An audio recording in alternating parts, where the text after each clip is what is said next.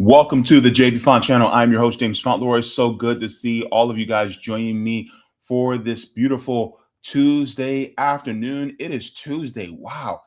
January 13th, 2026. We are live. Good to see all of you back on this next Tuesday. Guys, just to let you guys know, the Jaybefaunt channel is also part of Revolutionary Blackout Network.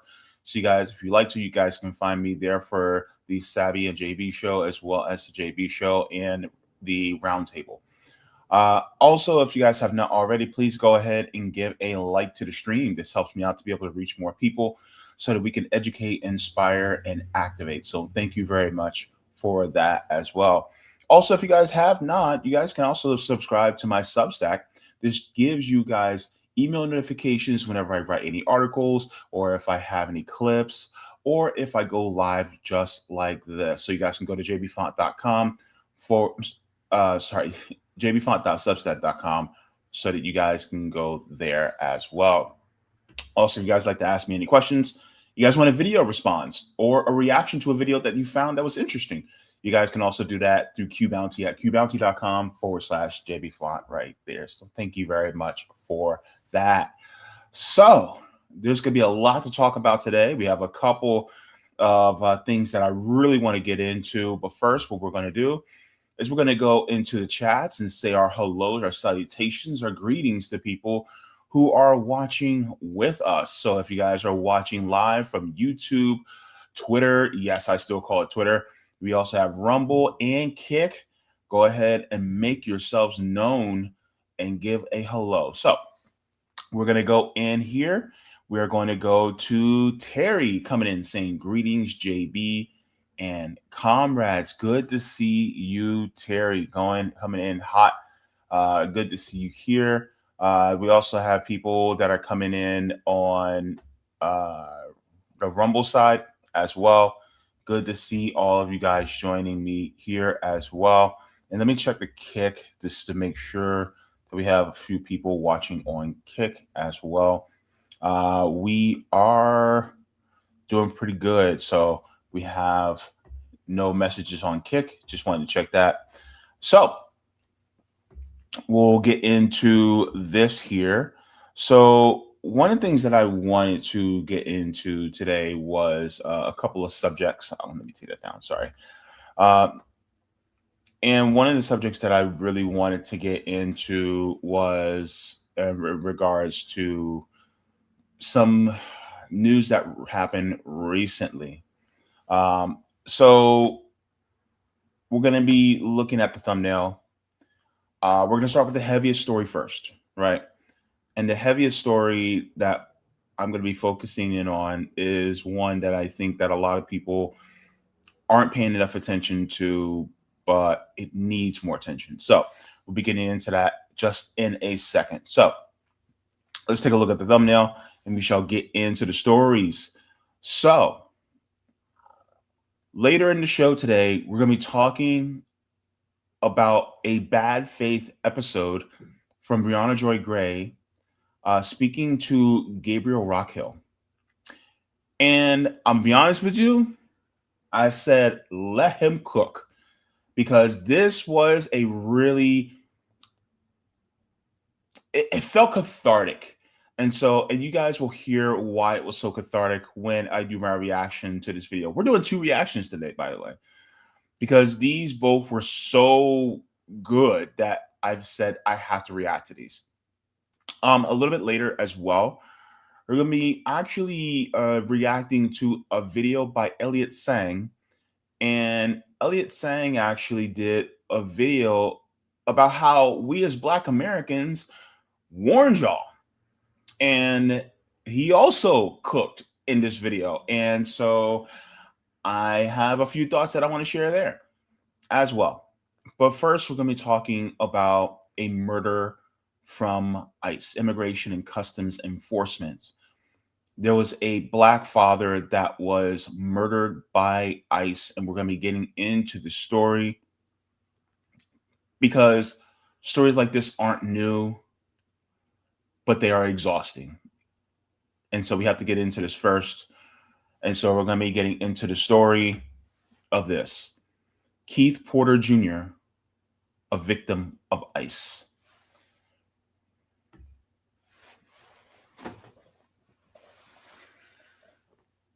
We're back here again. We're back at another Black man murdered by officials, law enforcement officials, who took it upon themselves to be a rogue cowboy. And now we're looking at the death of another Black man in the United States of America. The sad reality, though, is as many people were shocked and horrified by the murder of Renee Good, not many people paid attention to Keith Porter Jr. And this is the sad reality that we live in the United States. And so one thing I'm going to do here is I want to highlight not just Keith Porter Jr. and what happened to him, but also words from his family, who he was, as well as we want to sift through these narratives that are painted for people who are victims of these institutions that have had a history of oppressing and suppressing marginalized people. So let's get into this, because I want to jump into this story here.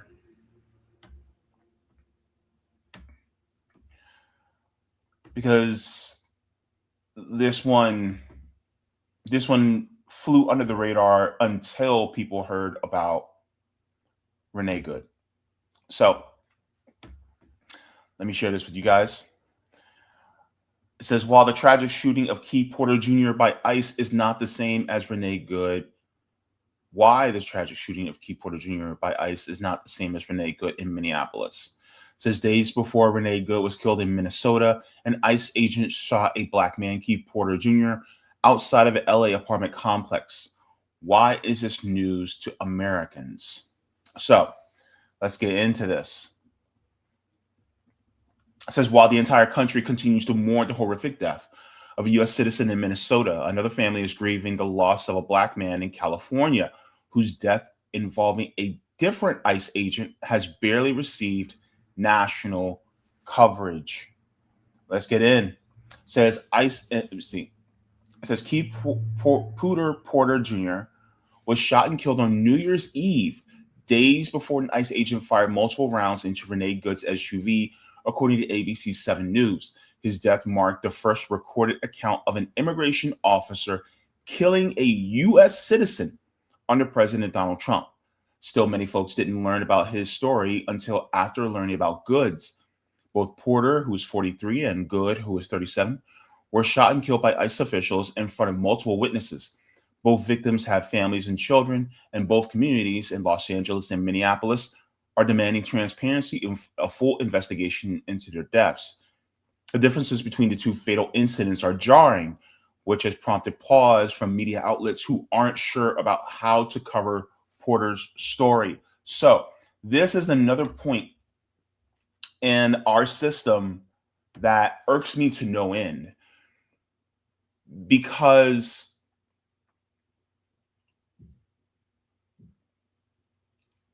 on the surface, and if you listen to these institutions, which are steeped in white supremacy, by the way, they'll say, well, he had a gun and he did all these different things. And so the person, the official, the officer was, they were justified in executing this particular man, right?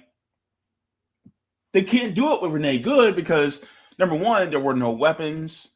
Number two, the video came out and faster really than the Homeland Security could, spin some type of story. But it's different in this story, in Keith Porter's story. With Keith Porter's story, it was basically black man with a gun. So,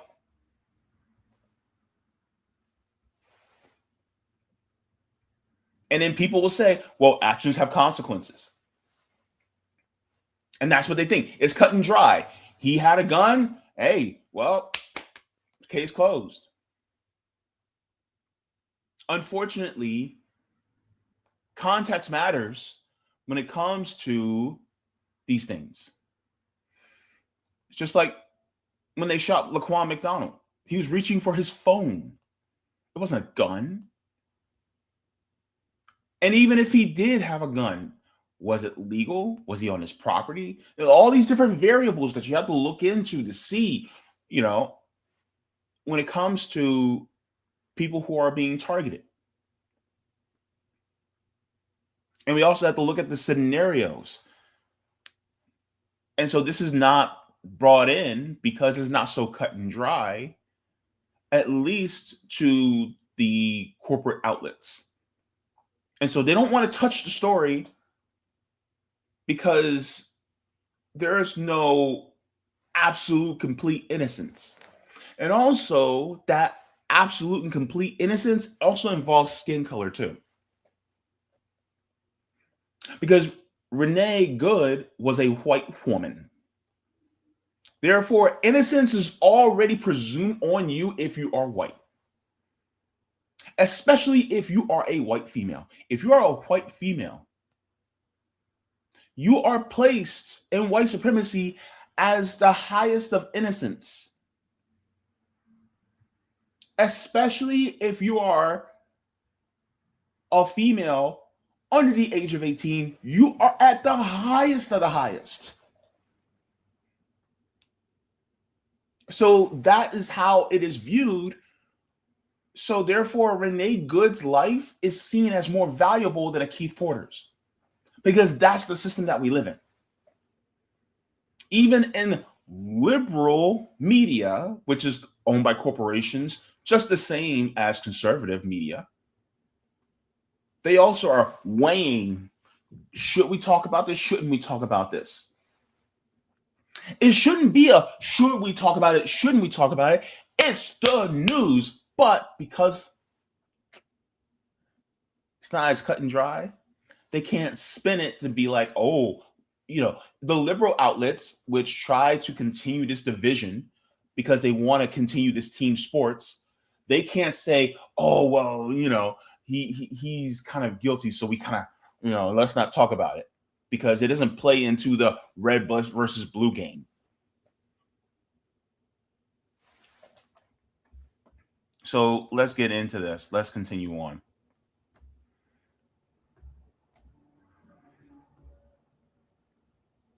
It says, journalist Dr. Yannick Lamb, who was a Howard University professor, pointed to the media being spread too thin for the ongoing uncertainty.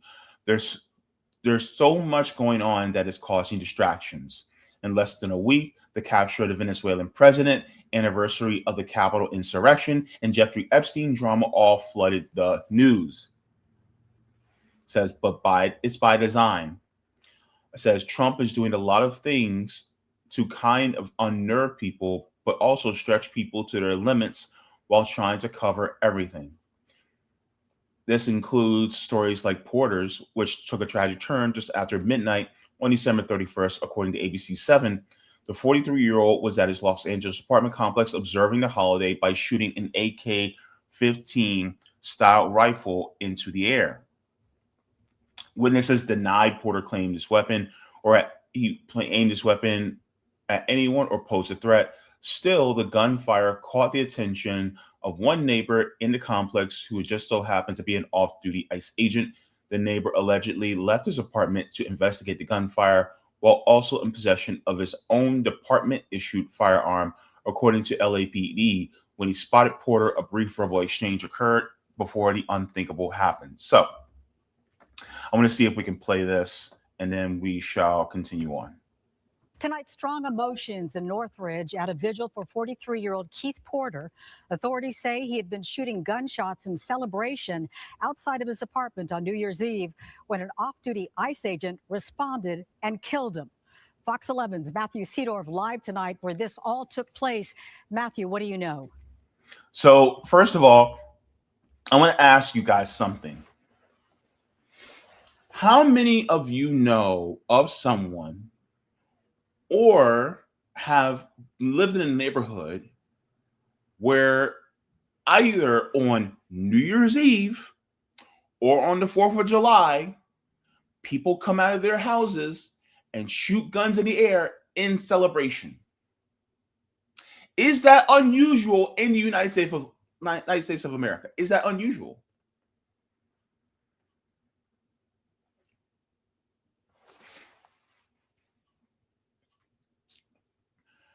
If it's not, then why would this particular ICE agent, and I'm saying ICE agent because they are not regular law enforcement, why would an ICE agent need to go and investigate if, or even still, if there are other people outside and they're not running, they're not fearing for their lives, is there really anything wrong going on?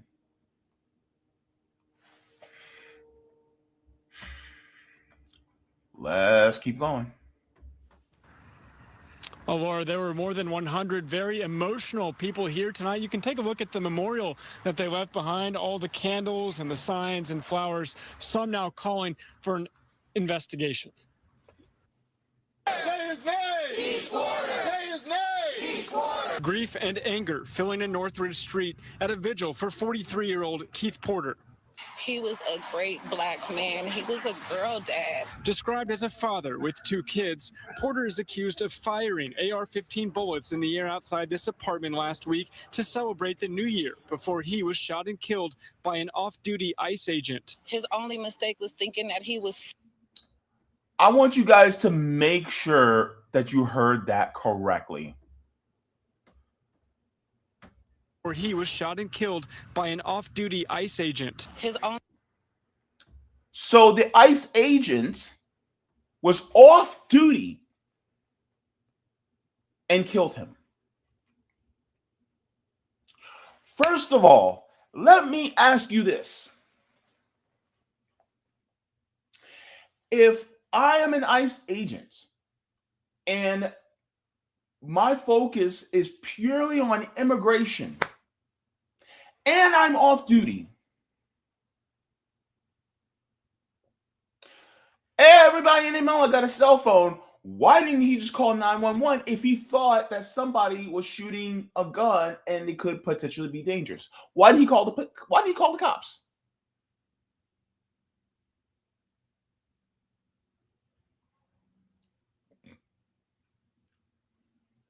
He could have, instead of thinking he's Mighty Mouse, he could have just called the local authorities and said, hey, I think somebody shot a gun.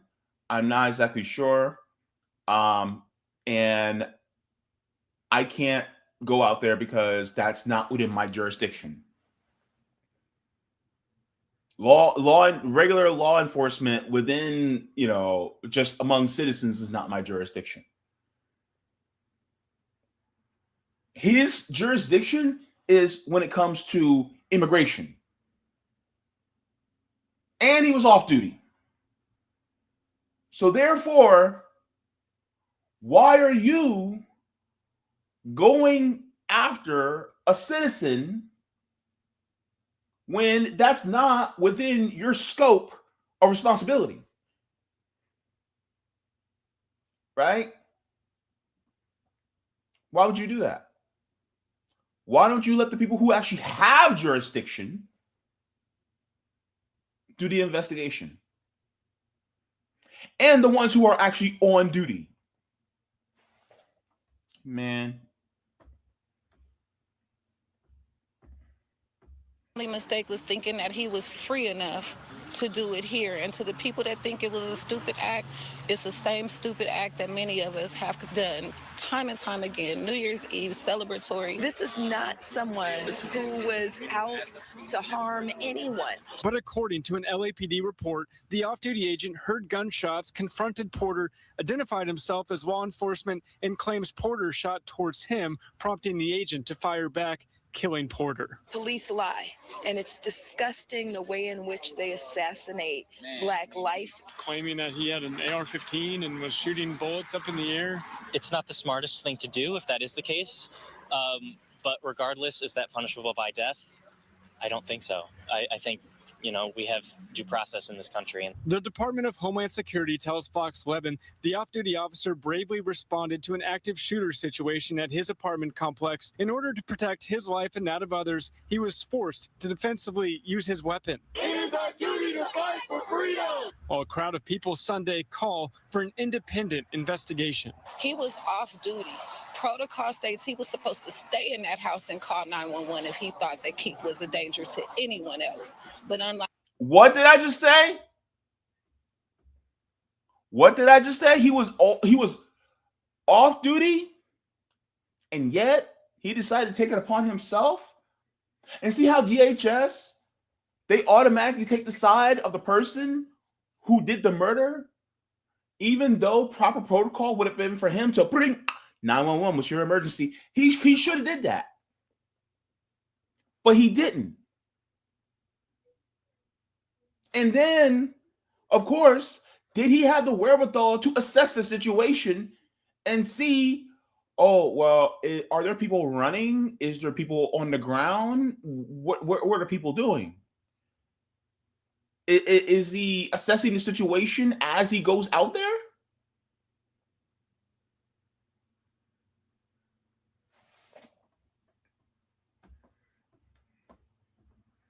Just a question. In that house and call 911 if he thought that Keith was a danger to anyone else. But unlike him, Keith wasn't. According to Black Lives Matter, they have a meeting tomorrow with the LA County District Attorney. This meeting sounds like it's pre-planned, but they do want to bring up this case. We're live in Northridge tonight. Matthew C. Okay. So essentially, that's what the story is being told, is that DHS was like, he was responding to an active shooter, right? And the funny thing is like, if that's an active shooter, then all these white dudes that dressed in camo and then are shooting their guns at in the woods, they're also active shooters then. Or when they celebrate the 4th of July, or when they celebrate New Year's Eve, and they're shooting their guns in the air, they are also active shooters then, aren't they? Look, if you're going to apply it to one, you can apply it to everybody. Is that what we're doing here? How many people were shot by Keith Porter? Was there any damage to anybody's surrounding homes by gun bullet holes from Keith Porter's gun?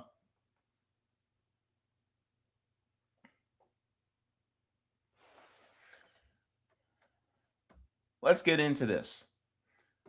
Because, and here's my thing. This is what, I'm going to tell you why I'm bringing this story up.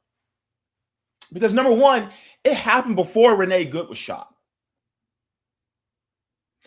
Number two, all these people talking about, oh my God, we need more ICE in these streets because of the illegals, right? And then look, some black people are going to get mad at me, but it is what it is. We told y'all, if they're going to do it to us, if they're going to do it to them, they're going to do it to us. And then vice versa. And then when we talked about what happened in Chicago, when ICE did that raid in Chicago, some black people were like, oh, well, they weren't detained for long and they weren't deported, blah, blah, blah. And yet these black folks in Chicago, the black Americans in Chicago, still had to endure being awakened from their home, taken out, some almost completely naked, with their kids and having to experience something traumatic like that, they shouldn't have had to endure that in the first place.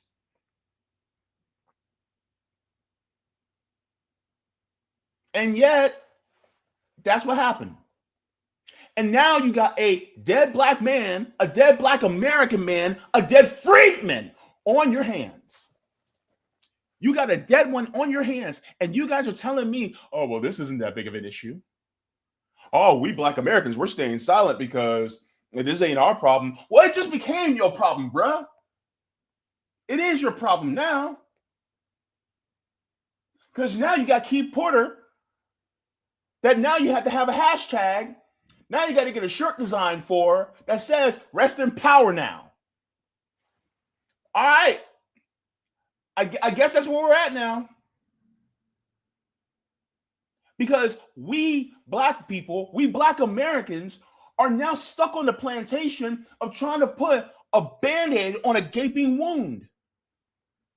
Because we think, oh, well, all we got to do is get rid of the illegals, and then next thing you know, we're good. Guess what? It's never going to happen. Not in a capitalist system. It's not going to happen.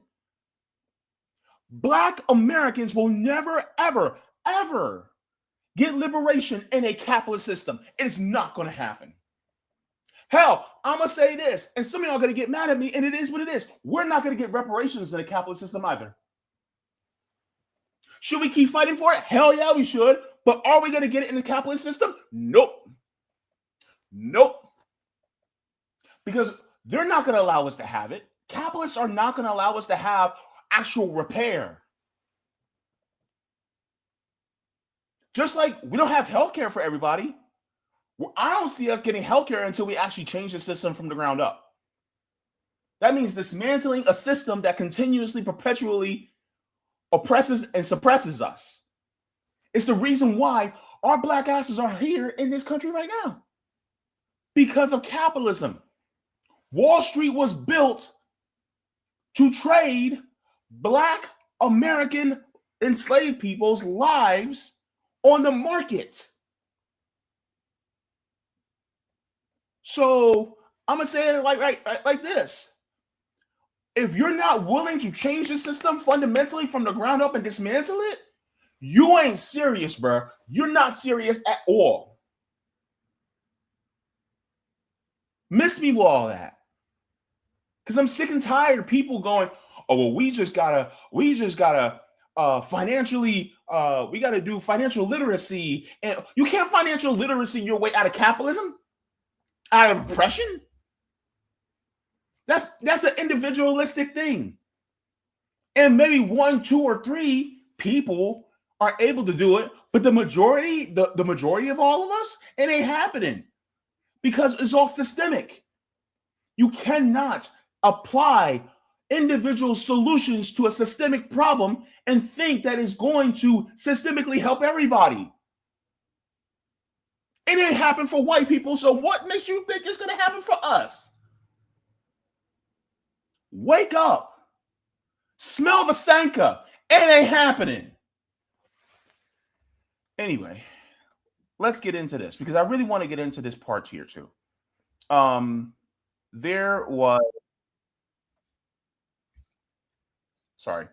me share this video as well. Because they actually went on the Democracy Now! And I'm skipping the first almost 5 minutes because they are linking all of the ICE raids and what has happened. I was going to bring this up, but there was also an ICE raid on a Target in Minneapolis where 2 teens were abducted and slammed to the floor by ICE. They were actually American citizens. One got dropped off about 8-minute drive away from his job. They slammed him to the ground. He's underage. He's 17 years old, and he's bawling. He's crying, and he's bleeding because of what ICE agents did to him, even though he's an American citizen. And then he literally had his passport on him, by the way. And people are like, Who carries your passport with them? That's like a white person looking at a black person and going, why do you guys always have your ID on you? What? Look at the history of the United States and ask me why I have an ID on me at all times. It flabbergasts me whenever I was working in retail and I'm like, oh, do you guys have your ID? Oh, I don't carry it with me. What? That's a reality that those of us who are black, especially black men, that we always have our IDs on us. Whenever I step out that door, my ID is on me. On me. Who leaves the house without their... The only time I don't take my ID is when I'm taking out the trash. I got my ID on me all the time. So why? What? Why? Because I'm not privileged enough to walk around without an ID. So it's the same thing with some of these people who are immigrants. They're not privileged enough to walk around with just their ID. They're not privileged enough. They have to walk around with their passports too, with their papers.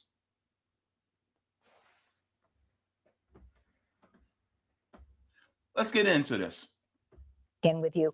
What do you understand happened on New Year's Eve when Porter was killed by an off-duty ICE officer with his ICE weapon? Yes, thanks for covering this, Amy.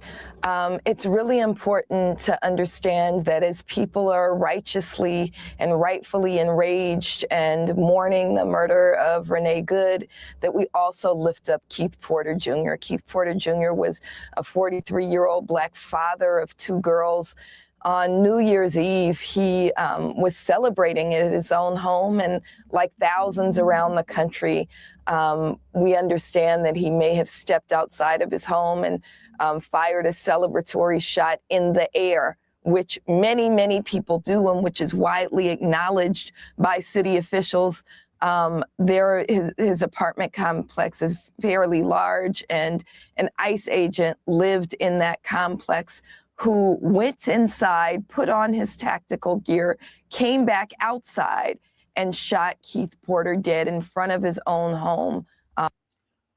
So it's not like he just got off of work and he said, oh man, I'm just coming through my door and I hear shots and I'm running over to see what's going on. No, dude was home. He had enough time. He had enough time to be outside, go back inside, put on his fatigues for law enforcement, his gear, and then go back outside. Does that sound like a very life and death situation to you? That don't sound like one to me. Like, what are we doing here? In an active shooter situation, you ain't got time for that. So, DHS, what was that? Because it's starting to smell like a cow pasture in here because of all the BS they're saying. Because if you have time to be outside, go inside, put on your gear, your entire uniform, and then come back outside. And on top of that, you're approaching an American citizen, which means you don't really have jurisdiction. And you're off duty. You should have been able to just pick up your phone and call 911, but you didn't. And you took it upon yourself to approach Keith Porter. And I don't know about you, but people who usually have a licensed gun, if they're not so, if people who usually have a firearm license, or if they, I'm sorry, I should say if they don't have a firearm license, they're not going to be so quick to bring that firearm out just in case they get caught. He was comfortable enough to shoot his rifle in the air for New Year's Eve.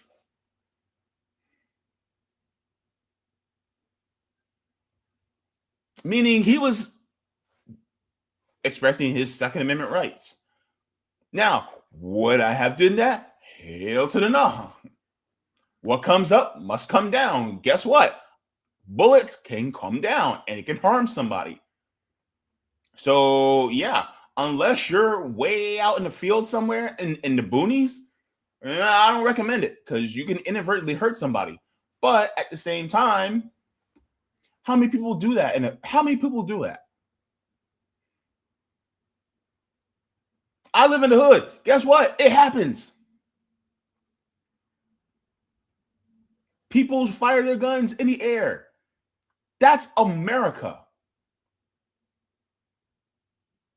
Do I agree with it? No. But until I start seeing cops going into rural white communities doing the same damn thing, you need to leave other people alone.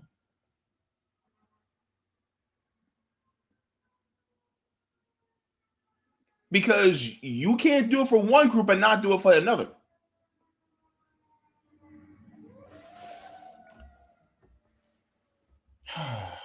Anyway, let's continue.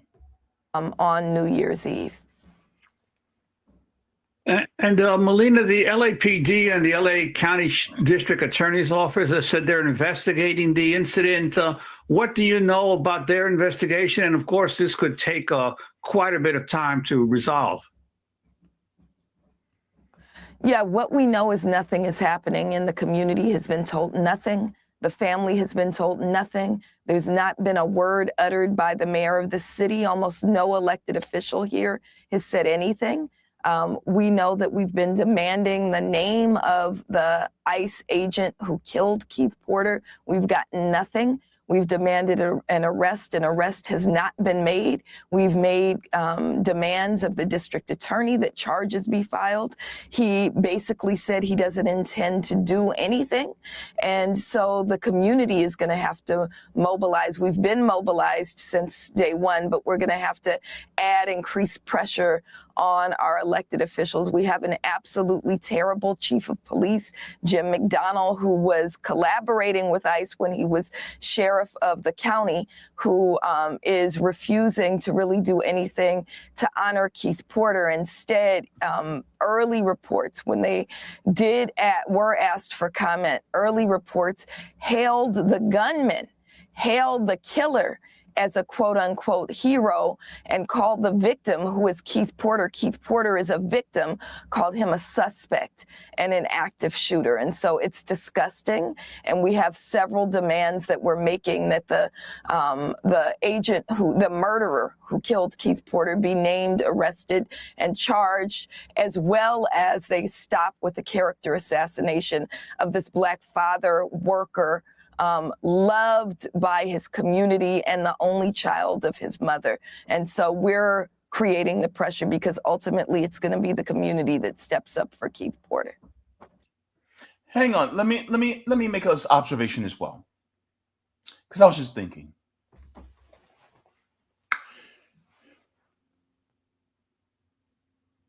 If they can look the other way for Kyle Rittenhouse, why couldn't they look the other way for Keith Porter?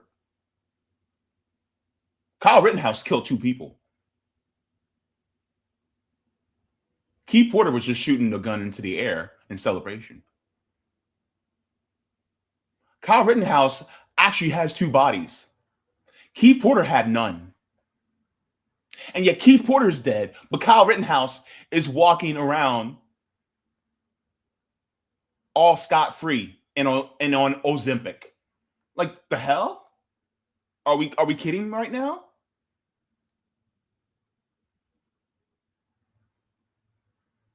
Is this where we're at? That right there is an ignorant question, because we've been here for 400 years, y'all. 400 years we've been here. And for people who go, oh my God, I can't believe this happened, why are you surprised? Now, outrage, yes, but surprised, no.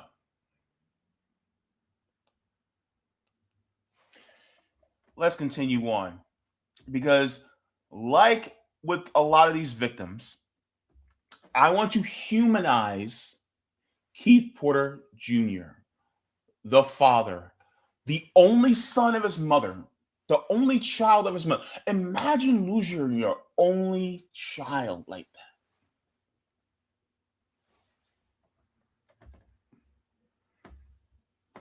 that.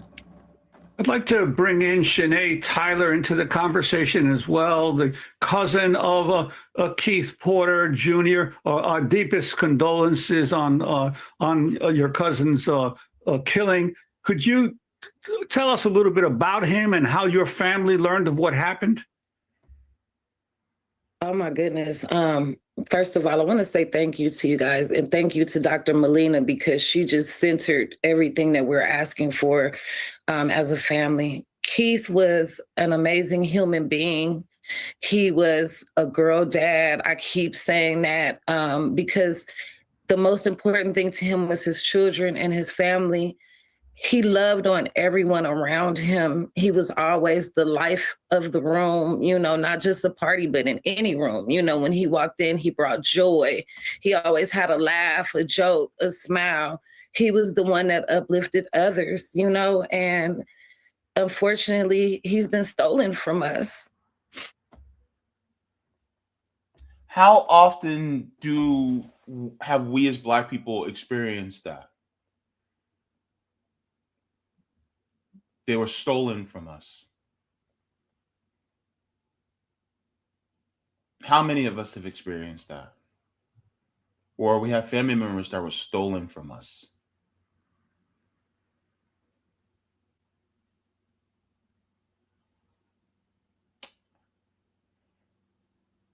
Whether it's by direct murder, or whether stealing them from us is through lack of health care, through pollution, through homelessness. This is what we go through. And we're going to talk more deeply about this in the next segment, especially with Elliott Sang. But we have continuously have been the victims of theft of life, dignity, peace, happiness, respect. It's been stolen from us consistently over and over and over and over. It's now embedded deep down in our DNA. How we've been treated. Just go and research Dr. Joy DeGrew's lecture on post-traumatic slave syndrome. It's about a 90-minute lecture. But I'm going to tell you right now, once you listen to that lecture, it will open your eyes. Dr. Joy DeGrew's talk on that, her lecture on that, will elevate your thinking about what Black Americans have went through. And we constantly go through this day in and day out, every single time, with every microaggression, with every macroaggression. We go through this. Every single time somebody's house is taken away, every single time we get a promise from a politician, no matter what their team red or team blue, it don't matter. We get promised things and they don't deliver. Special note, the Special Field Order number 15 that was promised to us by General William T. Sherman and was reneged by President Andrew Johnson. These are the things that we have been through for hundreds and hundreds of years. And every single time something like this happens to us, most times it goes on deaf ears. People don't talk about it en masse. unless it's so big, so prolific that you can't help to talk about it. People like George Floyd.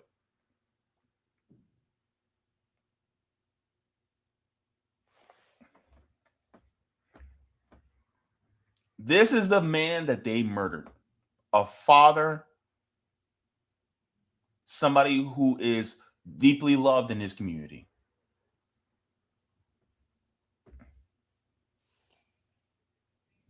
And what information has your family received since the killing? None whatsoever. We've not received any information in regards to whether there'll be a full investigation or not. Again, like Dr. Abdullah said, they've not named the suspect. They've not arrested the suspect. What we do know is that night procedure was not followed. You know, even after the ICE agent finally went ahead and called 911, I had to sit and watch video that was shared privately by a neighbor of them calling for him to surrender or shelter in place. Let me ask you this. Another question. If he shot first and then called 911, why would he have to call 911? Couldn't he just radio it in? Oh, yeah, that's right. He wasn't supposed to be in that situation in the first place. Because number one, he's not regular law enforcement. He's not LA County Sheriff's Office, and he's not LAPD. So therefore, why in the hell is he dealing with that situation?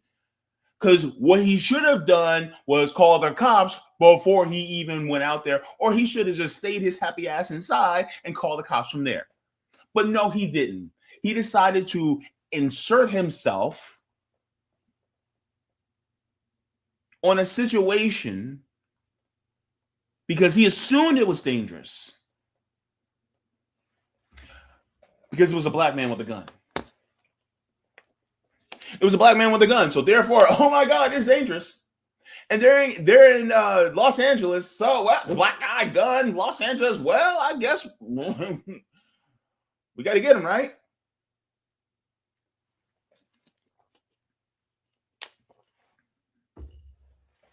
You know who's more dangerous than Keith Porter? Way more dangerous? That white lady that was actually importing fentanyl into the country, who was working at the LA County Sheriff's Office. She is way more dangerous than some dude with a gun shooting it into the air at a celebration for New Year's Eve. She's way more dangerous. But yet, how many people know about her story? I need to actually bring her back up again.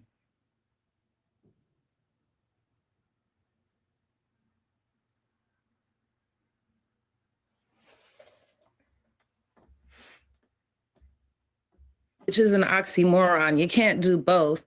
And as it stands, he was already presumably dead. There was no medical aid or emergency services on site that could have maybe saved his life. And so we know that night Keith was celebrating. He was waiting for, company to come.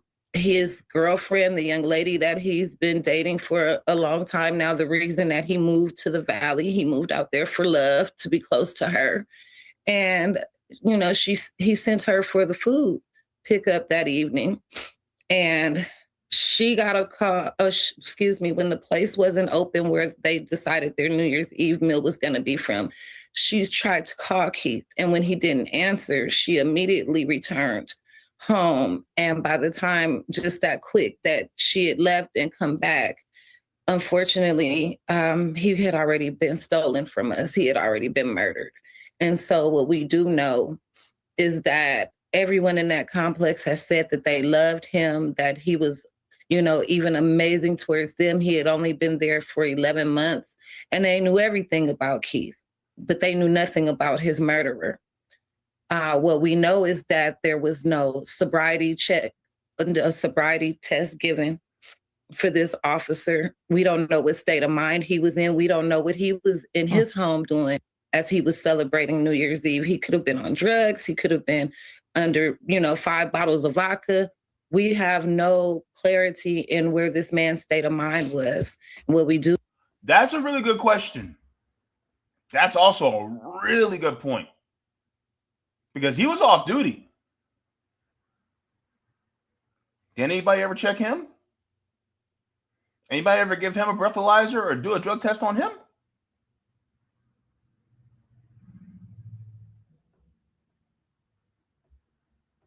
Know is that with this mass call for ICE agents with no experience, the people who seem to have shown up to take these positions, a majority of them are people that now feel like they have a right to consider us not valuable enough for them to follow procedure.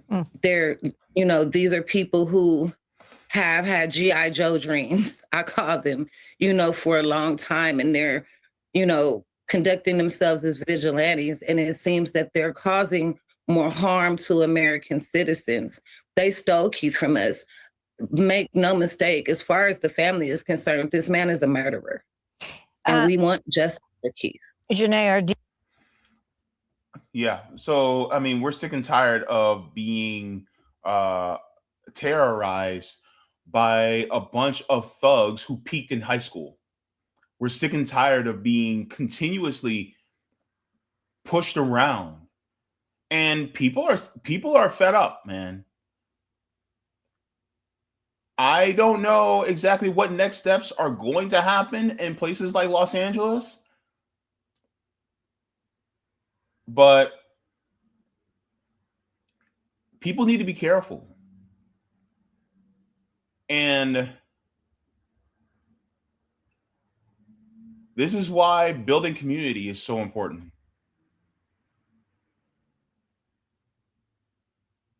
Because getting to know your neighbors, they probably would have known, oh yeah, that guy, he's an ICE agent.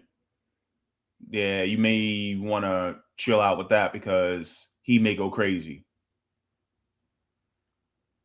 You know what I mean? I'm telling you, man. And so one more thing that I want to do is I also want to hear from his daughter. His daughter spoke out.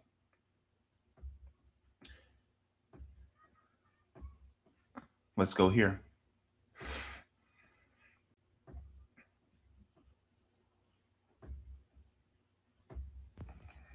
My name is Anaya Porter.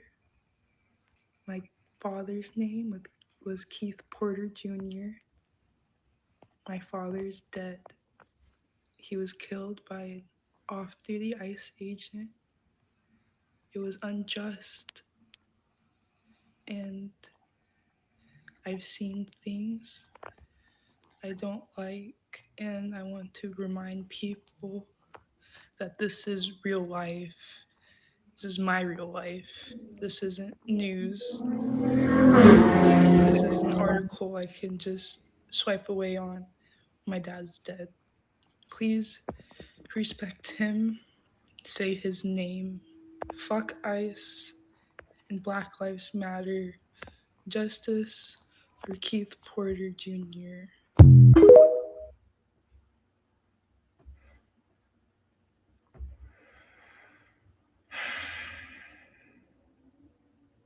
I hope they do find justice.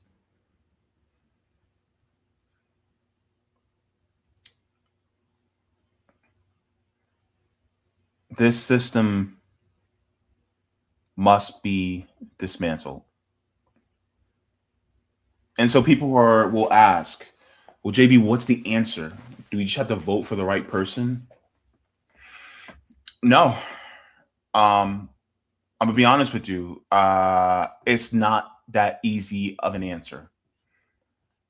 Because if we could just vote it out, it would have been voted out a long time ago.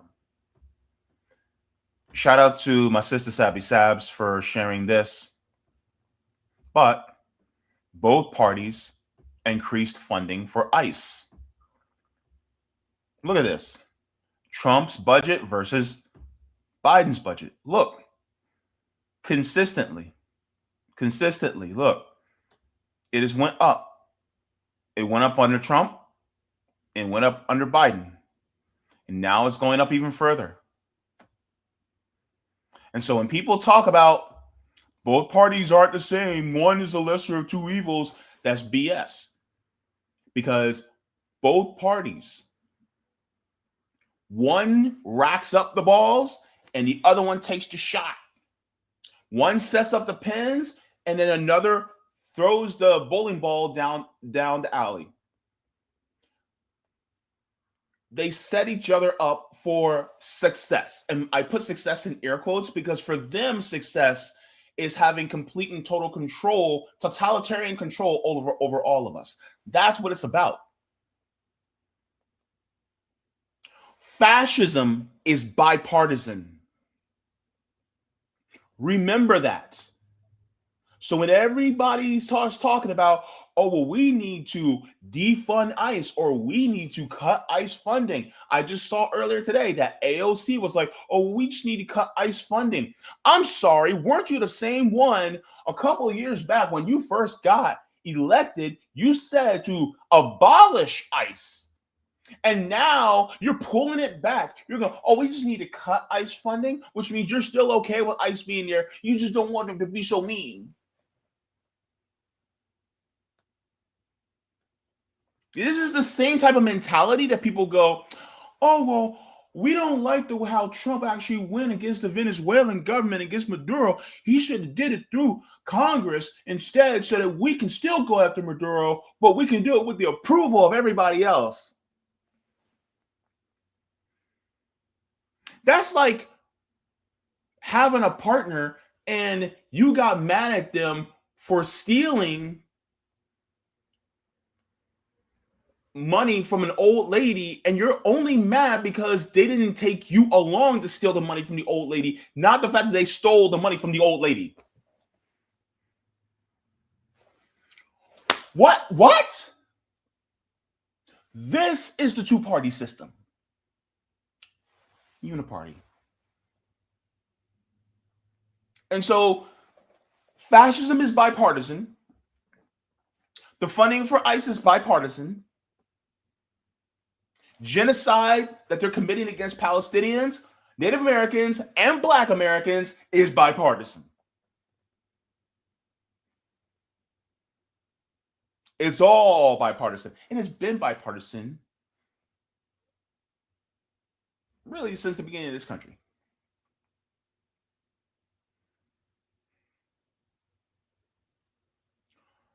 What is the solution? JB, what is the solution? James, what is the solution? We've said time and time again, doing mutual aid, building dual power, and helping out your communities, educating ourselves and each other and how this world works so that we can dismantle this system and usher forth something that is more equal, equitable, and egalitarian. And people go, well, what is mutual aid? How we do it? I was trying to find it.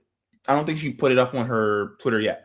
But my sister Sabby Sabs, I think it's on the, excuse me, on January 24th at 11 a.m., she's doing a mutual aid workshop once again. And do I plan on being there? Yes. And so because I'll be there as well, we're going to talk about building dual power and doing mutual aid. Once again, the reason why is because more people need to know. Because the solutions to really fixing our situation and dismantling the system, the answer is to dismantle the system, because some buildings are just too dilapidated to be renovated. I didn't mean to make that rhyme, but if it works, it works. But some buildings are too dilapidated to be renovated, so therefore we gotta vacate it. We gotta build something new.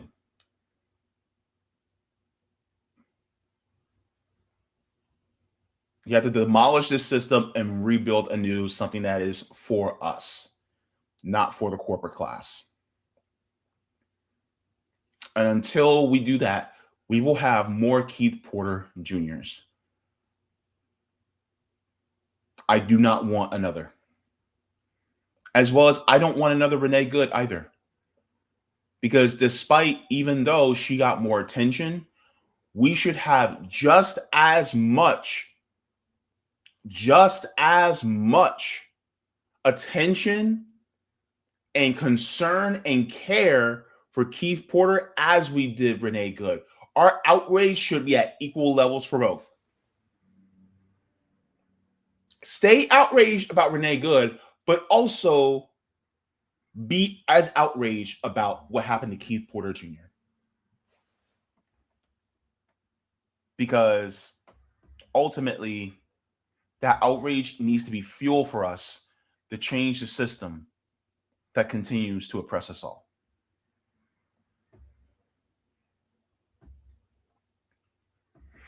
Go ahead and give a like to the stream. Thank you very much. I did not mean for that segment to go that long, but I had a lot of things to say, and plus, at the same time, I wanted to make sure that we talked about this because I don't hear enough about what's happening to Keith Porter Jr. It's not enough. And it's kind of funny because I'll talk about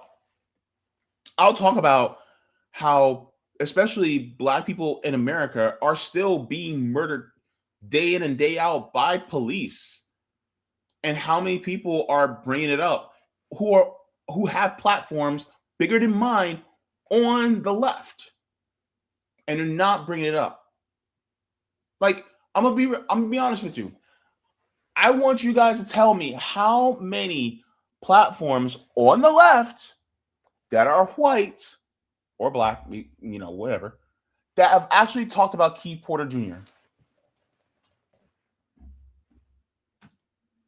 Let me know. And also take the poll. How many of you did you know about the story about Keith Porter? Because I didn't learn about it until sometime last week. I think it was right before Renee Good. But because, when you're around Black people, you tend to hear things earlier than everybody else.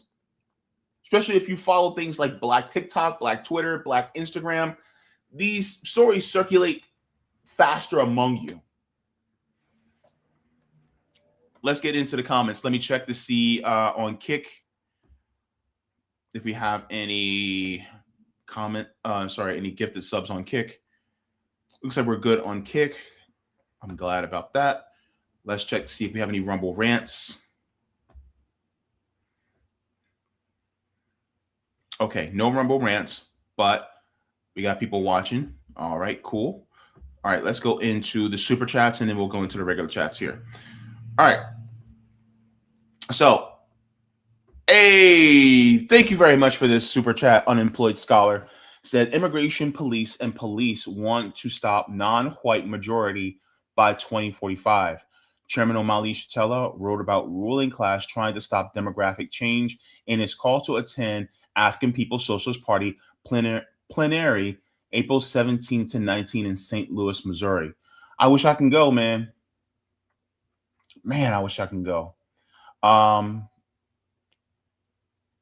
Yeah.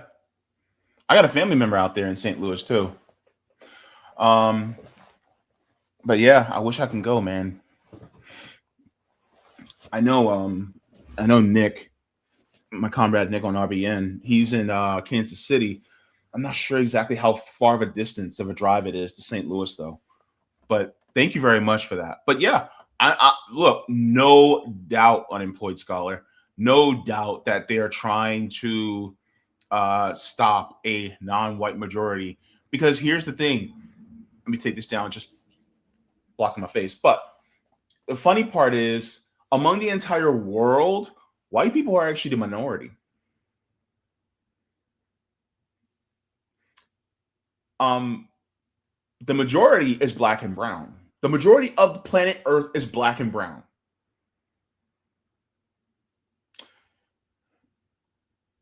China has 1.3 1.2 or 1.3 billion people. India has about 1.4 billion people. There's 8 billion people on this planet. That means you have about 3 billion people just in India and China alone,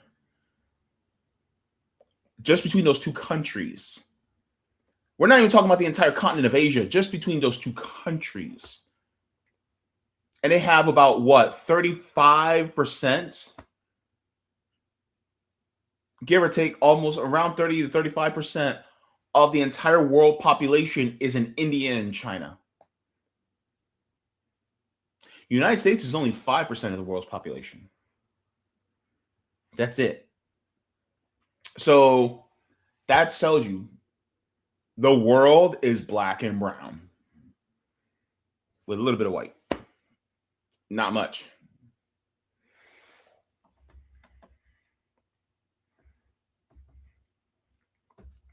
Thank you for this, Roger. He says, get rid of capitalism. Yes, but anti-black racism won't cease to exist under socialism and communism. I give you Cuba, China, and plenty of South American countries. Here's the thing. Anti-blackness is worldwide. That is absolutely true. That's absolutely certain. One thing I will say, though, is systemic anti-blackness is harder to amplify in a system that is more focused on class.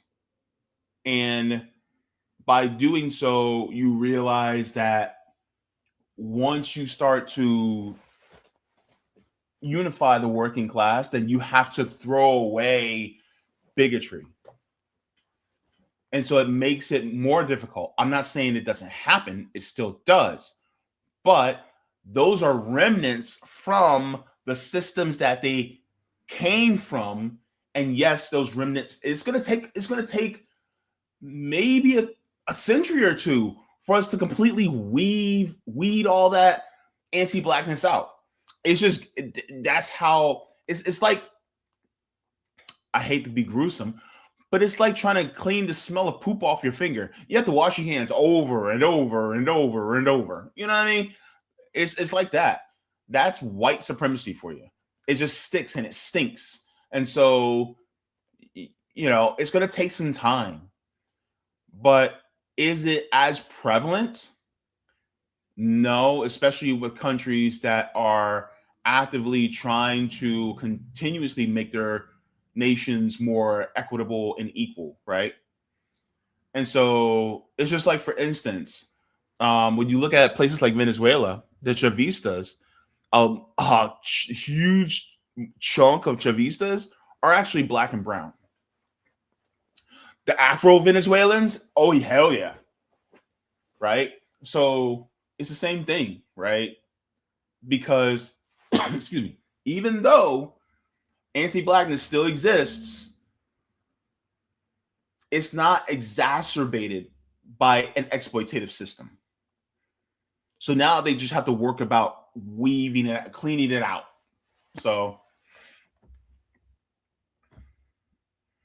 that's what I mean.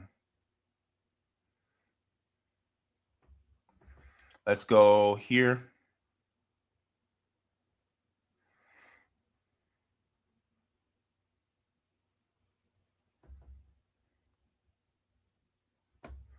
Hey, Joey Peltier, good to see you. He says a tool and equipment sharing network is a cool mutual aid tool. Absolutely. So you won't have to rent stuff all the time. It's kind of like checking out a book. I think that's really cool. I would actually like to see more of stuff like that too. Because there's sometimes you have stuff and you're not really using it at that point. So it's like, why not just share it? Right?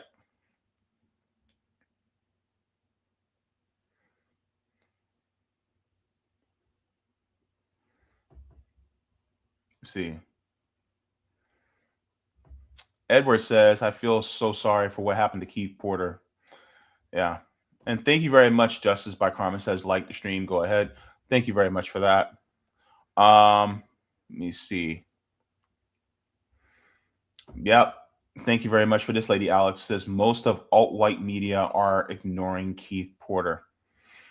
Yeah.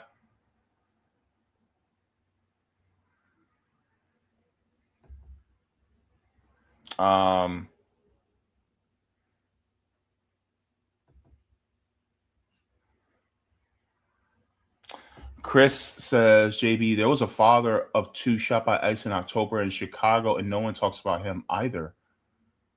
I'm gonna have to look at that one. I'm gonna have to look that up. If you can put the name of the guy in the chat for me, but I'll search it out. Either way, I'll look it up. But that, yeah, it's sick, man. Oh wait, hang on.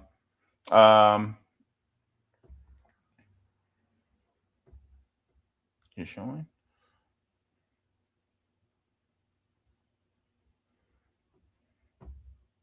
Why isn't it? Okay. For some reason, it's not showing. It might be deleted. Okay. Why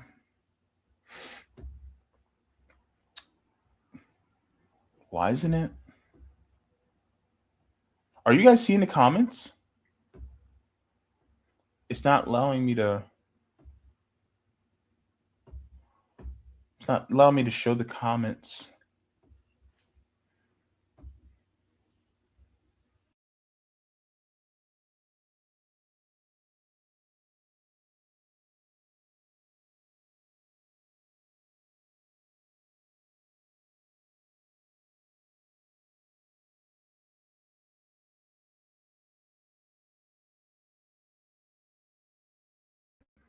Sorry, guys. I'm not sure exactly what happened. Let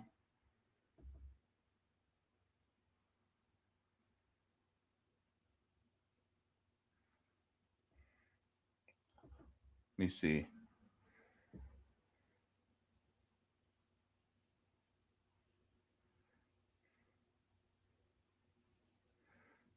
Okay, let me continue on.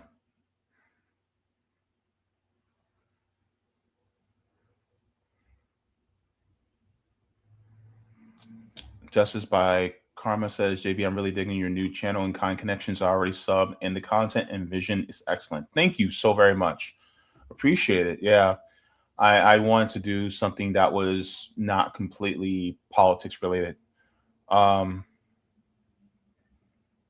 Yes, Jacqueline says, in both cases, ICE agents acted like thugs.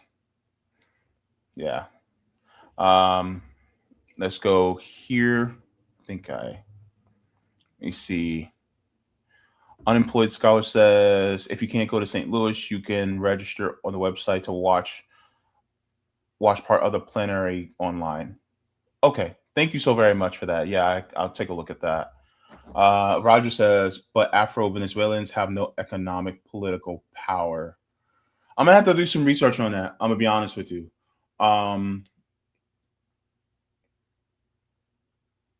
I don't want to say definitively if they do or don't, but I do. And I would like to get somebody who is well-versed on what's happening in Venezuela. But I would like to see. I wish I can get somebody like Ben Norton on, but I would like to get some people from Venezuela that are knowledgeable or who live there, who can tell me exactly what's going on, especially when it comes to Afro-Venezuelans. As far as political power goes, I'm not exactly sure exactly how it goes for them. So I want to do my research before I make anything definitive regarding Venezuela. But yeah, so let me see. Is it okay? This thing was acting wonky earlier. Okay. So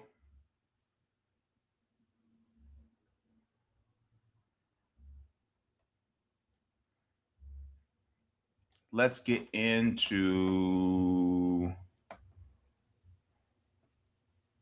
the next. Oh, I was going to do the poll. Let me go in here, because I am very curious about the Keith Porter story.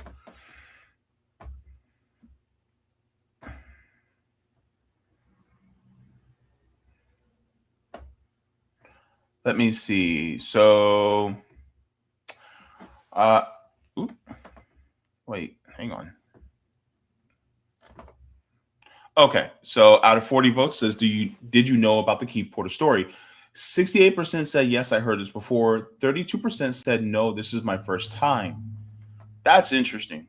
Okay, so a good majority I've heard this story before, but there's a few of you who haven't. So I'm glad to be able to bring this news to people who haven't heard it before. And thank you very much for this radical education. It says Black Agenda Report has done good reporting on this. And he says Simon Bolivar fled to Haiti and then went back and ended slavery. Yeah, because that was actually talked about as well, about Simon Bolivar, who is really the name behind the Bolivarian Revolution, right? So thank you very much for that. All right, let's get into thanking the patrons. Why not? All right, so I wanted to make sure I get this before we get into our next subject, but we got to make some thank yous, right? We got to be very appreciative of the people who support the channel.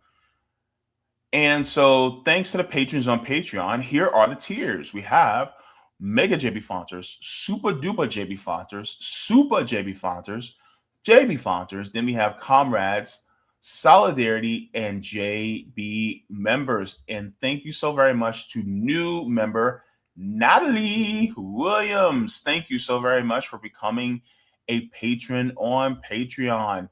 Thank you guys so much. If you like to support the channel, you guys can also support the channel on PayPal as well. That's all linked in down in the description below. All right, so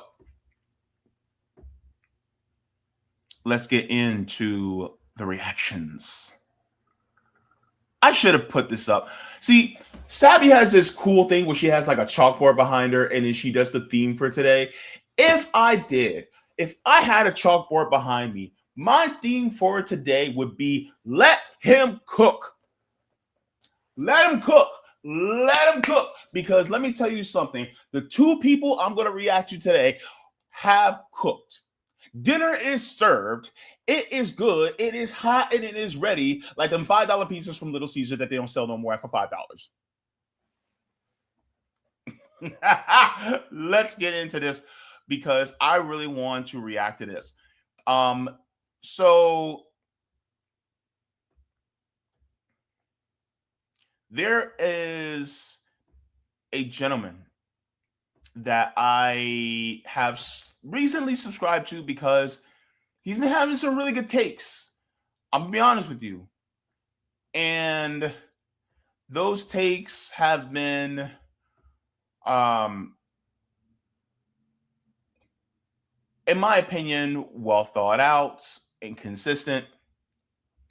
So I want to get into this person here. His name is Elliott Sang. And I'm going to be honest with you. This was a fire one. All right. So, of course, we talked about Murdered by ICE, about Keith Porter Jr., but now we're going to talk about Black Americans warned y'all. Oh boy. Let's get into this. What did we say?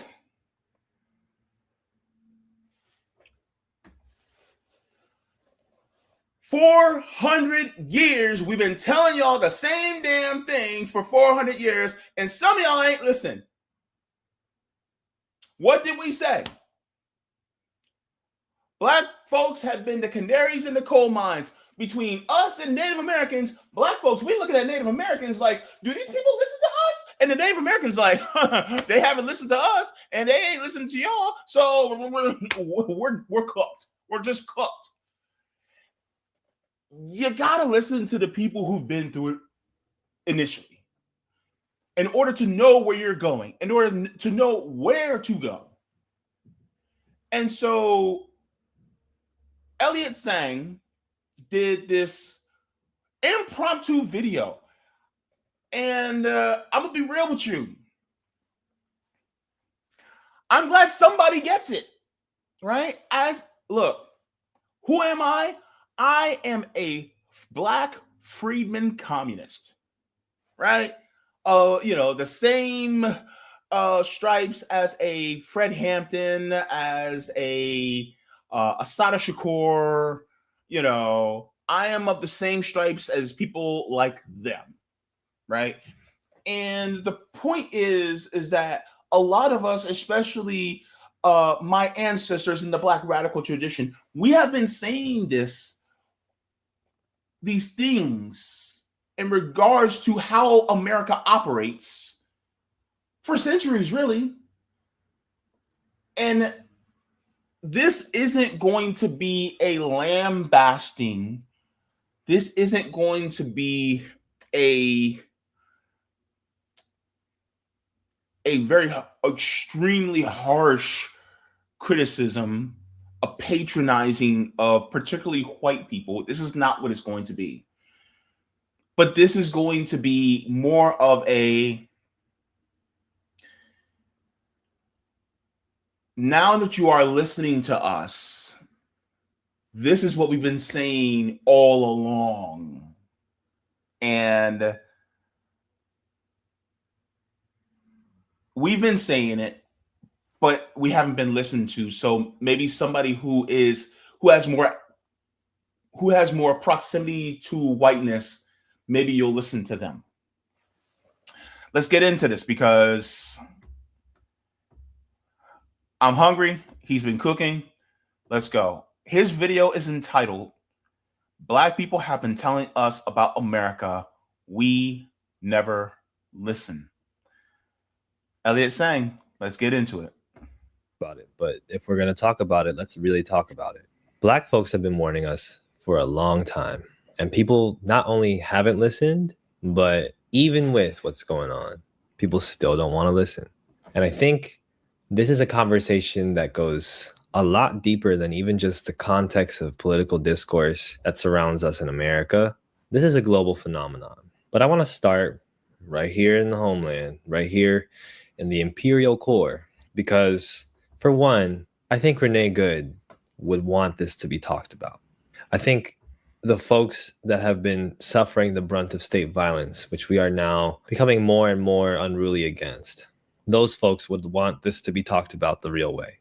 Before I get into it, I just want to say I'm on break right now, so this is not the most organized type of conversation that I've, had. Just giving some thoughts while I am currently away from home. And I'm doing so off the cuff and in reaction to recent news. I don't think I need to remind you of that recent news. Of course, American imperialism in Latin America and Africa comes to mind. In Asia comes to mind. Of course, European imperialism comes to mind. Shout out to Norway. Norway gets away with a lot. It's also, of course, a reaction to the American Gestapo, the ICE shootings, multiple, plural shootings and killings that have occurred, not just the videotaped incident in Minnesota, but in several incidences over the past years, with special attention being brought toward it right now. And of course, I want to say that I'm glad that more and more people are becoming aware, getting more politically engaged, getting more outraged. But outrage can only do so much. If your outrage is reduced to anger that you take out online and catchphrases that you sling around and one or two little protest walks, that outrage is more so in service of your own ego than it is in service of the wider community that we're trying to help. And oh, snap. Oh, man. All right. Y'all ready? Because now he's talking about action. He's not talking about just words. He's not just talking about going out into the streets and waving a sign around, basically the modern day version of "We shall overcome." No. See, this is the part that we really need to hear. Because when people like us on the left, who are actually out in these streets doing the work, when we're telling you that action needs to be involved, we're not talking about going to your local polling place to bubble a few names in and say, see, I did my job, now I can go to brunch. We're not talking about that. And we're not just talking about, oh, well, every couple of months or maybe a couple times a year or so, I go down during the holidays to volunteer at my local soup kitchen or food pantry to help them out. We're not talking about that either. No. We're talking about real mutual aid, the real deal Holyfield. We're talking about the stuff that the Black Panther Party actually did.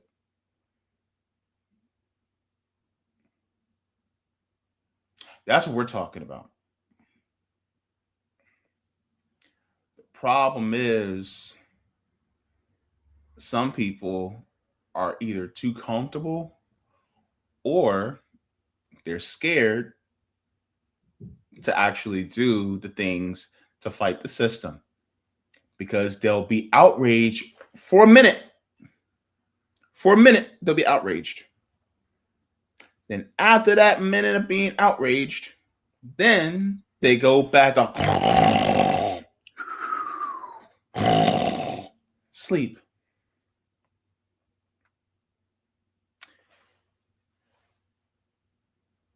You can't sleep this off, baby. Because by the time you wake back up again, it'll be in your face like this.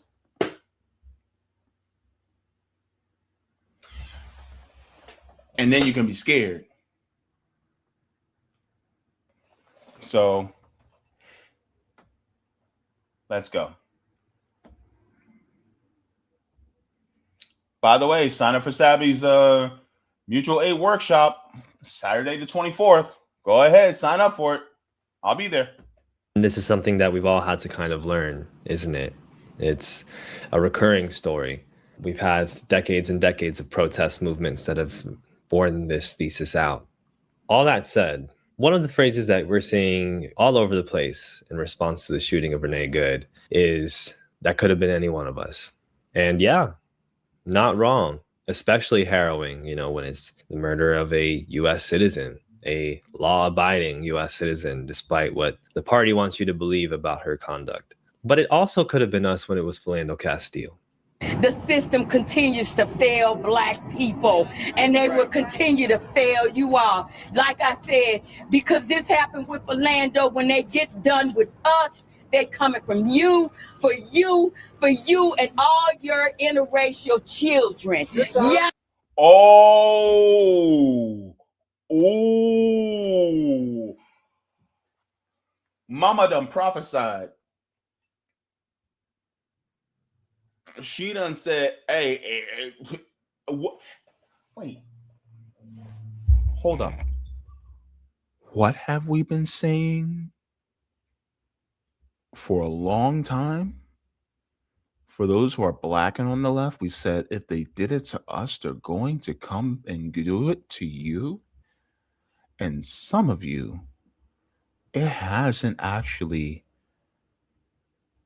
became manifest in your brains. The synapses have not connected yet. And so now that you get struck in the head with that billy club, now you finally get it, don't you? We've been telling you that if they did it to us, you're next. But a Black woman said it. Falls on deaf ears. But now that it's happening, now it's like, oh my God, I finally get it. And that's the sad part about the United States. One of the sad parts about the United States is people typically do not learn empathy until it actually happens to them. They don't learn that they should care about something until they are the victims. I'm trying to prevent more victims, and you just keep falling for it. And so really,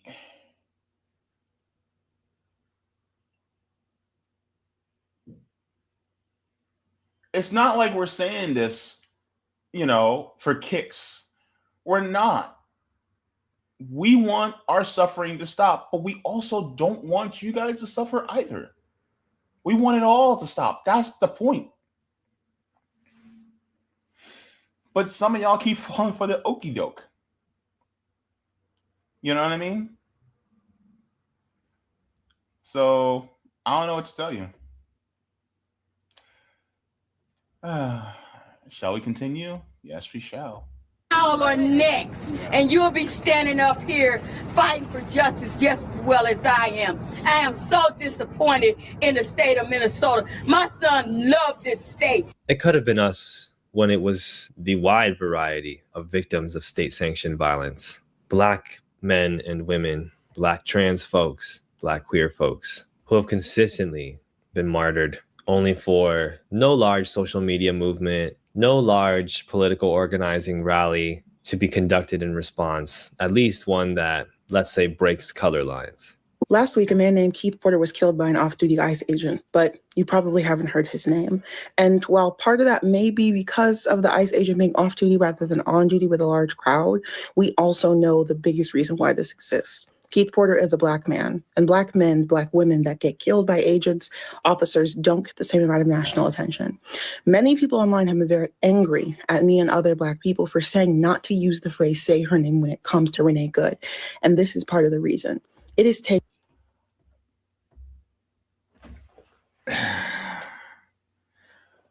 Now, I know some people are going to get upset, but the whole say her name thing, it's a Black culture thing where it's happened because of Black women being victims. The people who are the most marginalized when it comes to being on that hierarchical ladder, right? They're some of the lowest on that hierarchical ladder. And so for the use of say her name was made to amplify the people who are the most disenfranchised in our community. And it's similar to the phrase rest in power, which is exclusively applied to Black people. So I'm saying in a kind way,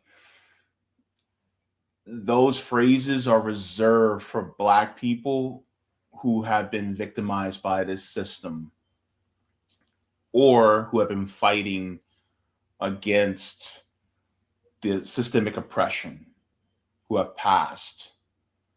So say her name and rest in power is really reserved for those people.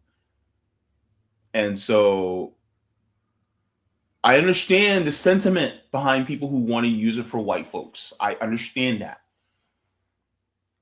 But as a people who have been oppressed as much as we have,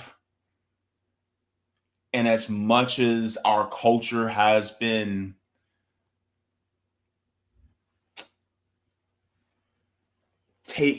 appropriated and no credit has been given because of that appropriation, Black folks now have a sense now to gatekeep certain things for a preservation of culture.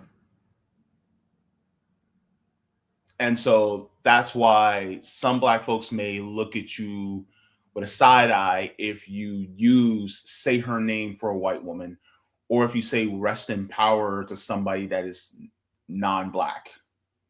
You know what I mean? So we'll try to have that cultural literacy when it comes to the Black community, because I think that's what's necessary. That cultural literacy is really learn by examining our tradition and our history and why we say and do the things that we do. So I just wanted to put that out there. So thank you very much for that. And also, I need to do some house cleaning on whoever this is. Hang on. Boom. There we go. All right. Had a troll in the chat. In the Rumble chat, not the regular chat. All right. So they might come back though. But if they do, then it might increase my views on the algorithm though. So it is what it is with it. Whatever. All right, let's continue on.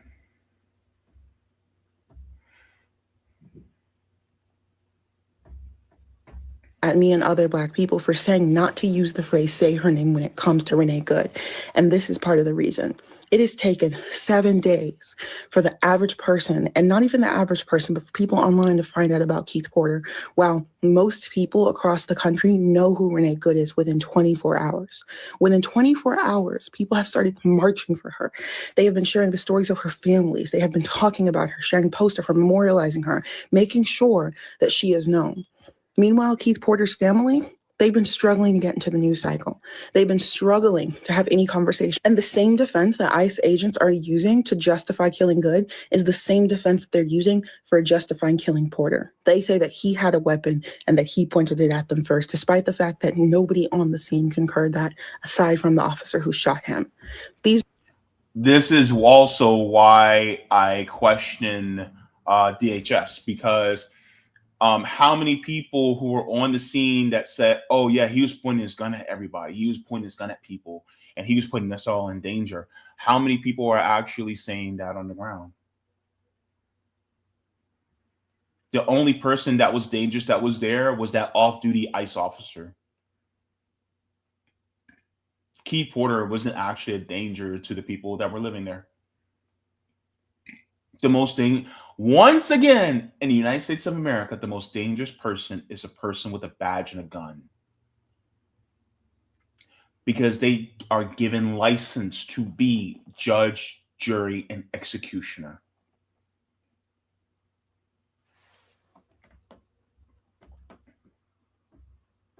These are the conversations that we need to be having. It's not divisive to ask you to use language that matters.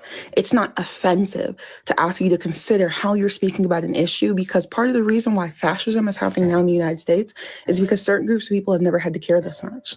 How did we let it get so bad? Do you know who could have warned you? Kwame Jones, William Howard Green, Jackeen O'Neal Light, Leonard Parker Jr., Carl Grant, Reginald Payne, Manuel Ellis, Barry Geddes, Donnie Sanders, Briahna Taylor. These are lived realities for Black folks in the United States. And we often take that almost like it's supposed to happen. It informs us a little bit. It motivates us, especially when we feel particularly aggrieved with the United States, particularly mad at our elected officials, particularly mad at our rich capitalist classes. And then we put it aside and we continue on with our lives, because our lives, in our minds, are something separate from the lives of Black folks, from the lives of poor and working class Black folks, from the lives of Black martyrs. Our political reality is something separate from the Black Panthers. It's something separate from Black organizing work. It's something separate from anti-imperial organizing work. That's just stuff that we get into when we're in the mood. But as far as our lived reality, our everyday experiences, our relationship with our police forces, our relationships to money, our relationships to culture, as non-Black people, all of us view Black histories, Black cultural work, Black activism as separate, as something that's not connected to our own experience, as something novel that we can reach into like a bag of candy, pull out a little Twizzler every now and then, and use it to sugarcoat what we do. This is the kind. So, and why is this? Here's for some tough talk.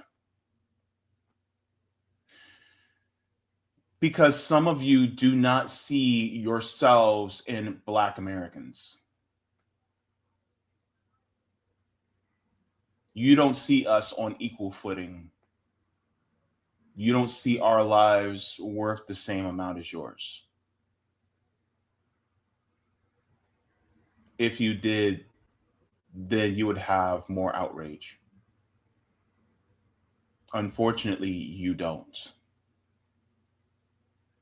Some of you have been brainwashed into compromising your humanity based on the amount of melanin somebody has in their skin.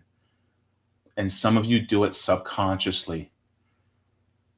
Some of you aren't necessarily thinking that directly in the front of your minds. But this is where decolonizing your mind is necessary. Because if you don't, are you that much better than some of these white supremacists that actively do the same things? The only difference is you do it more subconsciously rather than consciously.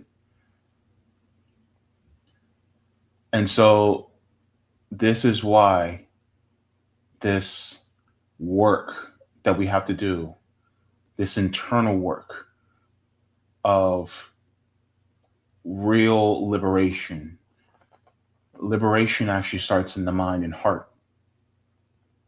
You have to divorce yourself from this white supremacist mindset and thinking that is deeply ingrained into us, including us Black Americans, because it's also ingrained in us too. I'm not just talking to white people. I'm not just talking to non-Black people who are brown. I'm talking to my other fellow Black people too. Some of y'all got internalized white supremacy and you need to pluck it out.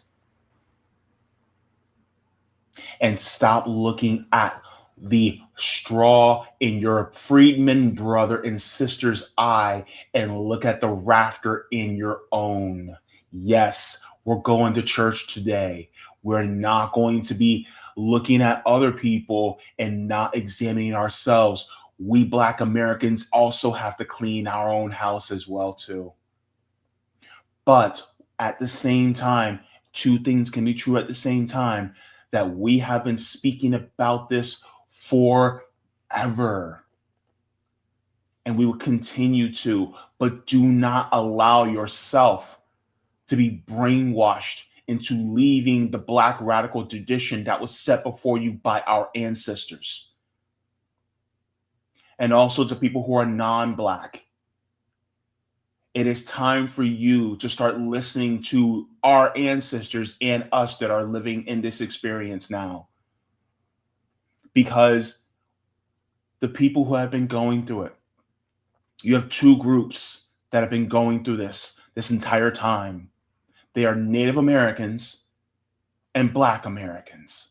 And we have been going through this for this entire time. Are you listening? Don't just hear what we say. I want your brain to be a substation to your heart. I want it to go into your ears, come to your brain, do a little process, and it'll go straight to your heart. Don't you dare let it go out the other side of your ears. Don't you let it escape.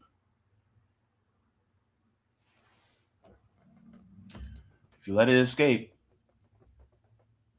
that means you're not as good of a person as you think you are. Kind of thing that you see borne out over and over again. And, there's been multiple TikToks that I will showcase in this video that really speak to this point. This is borne out when you see the wording, the verbiage, the responses, the thought processes that so many people have. And it's not just Americans. We are going to get into it. Have in the response to political outrage. Here's one example. And one particular TikTok I'll show you gets into it. It's always Nazi Germany, Even if we fix this right now, America gonna be right back in this situation in like 2 generations, because white people is not learning a lesson that they need to learn. Because here's the thing, you may not have started the original curse, but you, your mother, your grandmother, your great grandmother, y'all have been feeding the curse generation after generation after generation. And this is the thing that's blowing my mind. Y'all keep saying Germany. Y'all keep pulling up pictures of German soldiers. Pull up them pictures of your grandparents outside them schools. Pull up the pictures of your great-grandparents at them picnics. Stop talking about Germany when they learned they playbook from a real specific group of motherfuckers who 2 generations, they kids is looking at me on this goddamn app right now. Y'all. Oh, why don't they want us to learn about critical race theory? Why are they so okay with us worrying about the Holocaust, but they shy away from critical race theory? Because the Holocaust means that you're focusing on people who don't have that ancestry, who did these horrible things to Jewish people. And they don't have to have a mirror shown up to their face to go, hey, look, this right here is what your ancestors did to us. They don't want to face that because they're cowards. You want to know another gruesome truth as well? Anytime you see a light-skinned Black person, I don't care if it's a Beyonce, I don't care if it's Angela Davis, I don't care. Like, think about a light-skinned Black person that you know, right?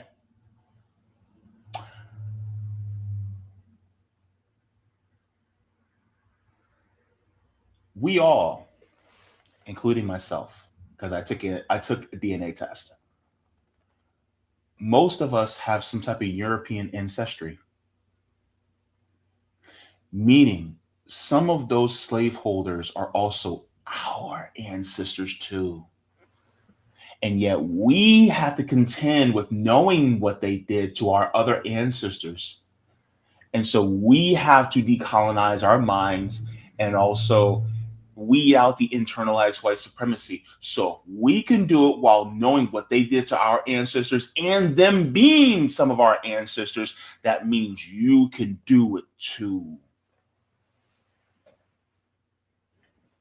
You can do it too. History ain't pretty, but it is necessary to know.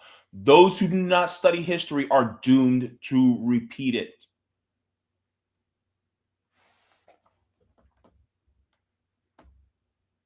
Oh, she cooking too.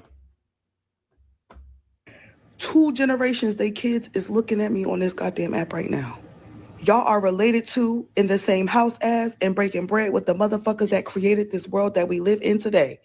And we warned you, and we warned you, and we warned you, and you warned you.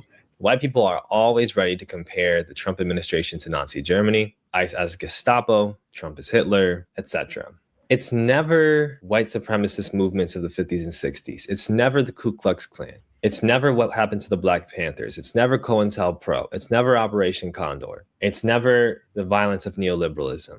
It's never the crack epidemic. It's never our various ventures into the Middle East. Those people, the things that they suffered from, the CIA assassination or the FBI assassination of Martin Luther King Jr., those are kind of curiosities. Those are interesting footnotes in a complicated and sometimes quite dark history of the world we live in today. Those are always peripheral. That's why it's the periphery. That's why Black Americans are a colonized people. This is something that I think a lot of people are not quite coming to grips with, and we will see that discourse play out over the next couple of years. We will see the use of the term internal colonies become popular, but not right now, because white people have this tendency every time they get back into their outrage bag, every time they get back into their political commentary bag, every time new progressive movements form, thankfully, new social justice movements form, thankfully, and white people find themselves with platforms at the forefront of it, they're always in their minds inventing fire. They're always in their minds stumbling upon brand new ideas that they just have to share with everybody. So now that they've just figured out that imperialism is a thing, now that they've just figured out the core periphery distinction a little bit, they've figured out that what we have in this country is built off of what we do to other countries, what we do to a global proletariat, a global exploited class. Now they want to tell everybody about it. They can't wait to tell you. Did you know what we do in the Congo? Yes. Yes. Did you know in Palestine? Yes. Right. And this is not me speaking from an arrogant standpoint, or I'm attempting not to be arrogant about it, because there's a lot that I'm still learning. And sometimes I'm guilty of this too.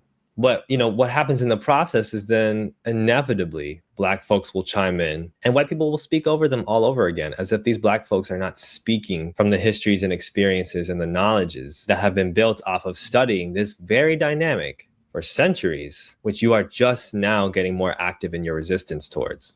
Case in point, there are these constant arguments about Black Americans this. Every time something happens to a non-Black person that bothers them, the first thing they think about is how much they hate Black people. It's really telling because, you know, I see a post on Tumblr about Pride Month, and it's this, you know, young person clearly from like New Zealand who's angry about American exceptionalism and American imperialism and how it's distorted queer histories in New Zealand and Maori histories. And who's the subject of their ire? It's not white gay folks. It's not the bourgeois queer classes in the United States that are predominantly white. It's not white supremacy. They're mad at Black trans women. Oh, Marsha P. Johnson has nothing to do with queer histories in New Zealand, right? Just because you're LGBTQ doesn't exempt you from this conversation. Okay? White gays, white lesbians, white bi people, white dolls, butchers and femmes, y'all need to sit down for this conversation too. Yep. All y'all too. Y'all need to sit down for this conversation too, because guess what? I'm going to tell you right now, right? Something that's going to blow your mind. Some of those people, some of those enslavers were LGBTQ people too.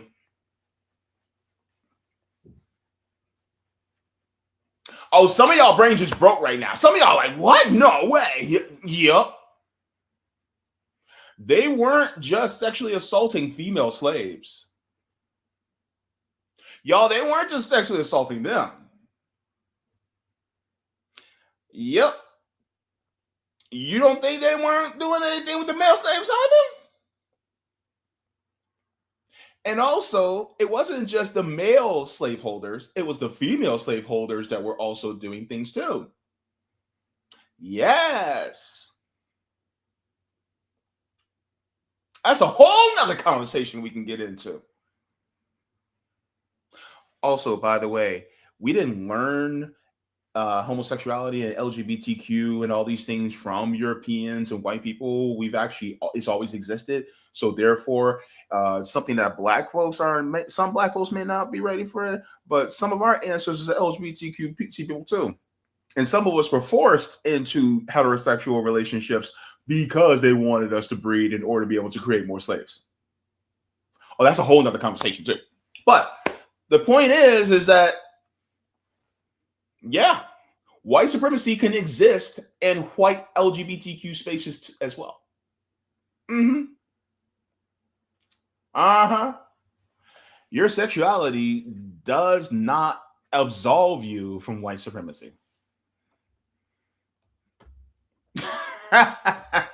Let's go. What the hell do Black trans women have to do with this? Why is the subject of your ire Black folks, right? But they do this every time. They figure out something about how the world works, and they cannot wait to say, Black people have not told me about this. Black people actually don't realize this. Black people think they're the only oppressed people. Black people have a perpetual victimhood mentality. Even some of the most self-proclaimed far left people will fall into the same rhetoric time and time again. And it's tiring. It's tiring because they, you know, within a couple of years, as I mentioned, we're going to be like, oh, did you know that the United States has internal colonies? You don't say. You don't say. That was his version of bruh. Yup. Internal colonies, yeah. And when those internal colonies aren't doing exactly what the white supremacist system wants us to do, which is basically turn over and die, what do? Well, if we start to succeed, well, look at what happened in Rosewood. Look what happened in Ocoee. Look what happened in Seneca Village in New York. Look what happened in Tulsa, Oklahoma. It just happens over and over and over again. We're constantly terrorized. We're constantly colonized. We are colonized in the imperial core. It's wild to me. And how many people are learning about, for instance, how many Black towns that are literally, You go to a lake and then you discover that lake that you swam in, especially as a child, there were literally houses that Black people used to live in underwater there that they actually buried underwater. And if you were to dive deep enough, you would actually be able to see some people's houses. Because that's exactly what they did.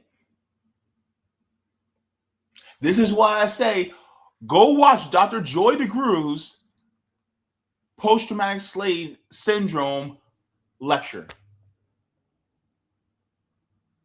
Because for them, picnics were a happy time where people like my ancestors were lynched.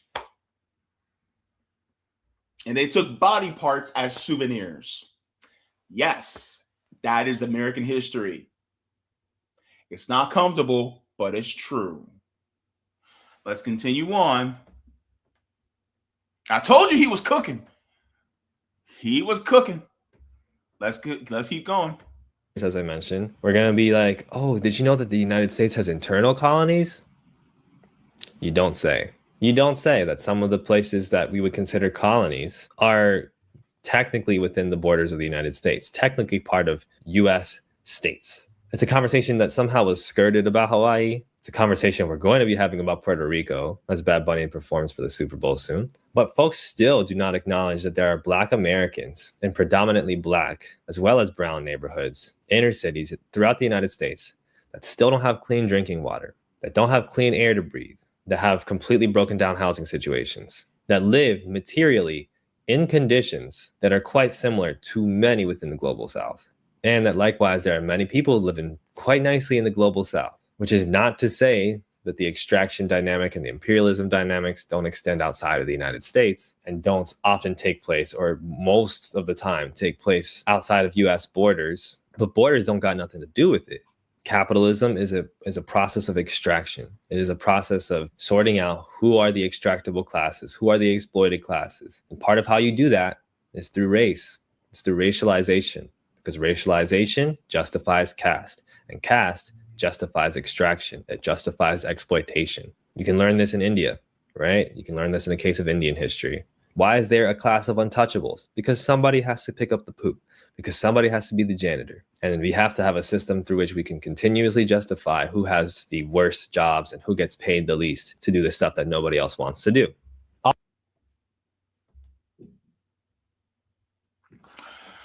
Well, now, how many times people go, well, if we got rid of these illegal immigrants, then they won't be, then who's going to do these jobs? Nobody wants to do these jobs.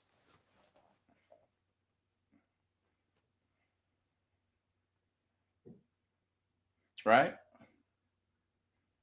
That's part of the reason why they never actually got rid of us. They actually...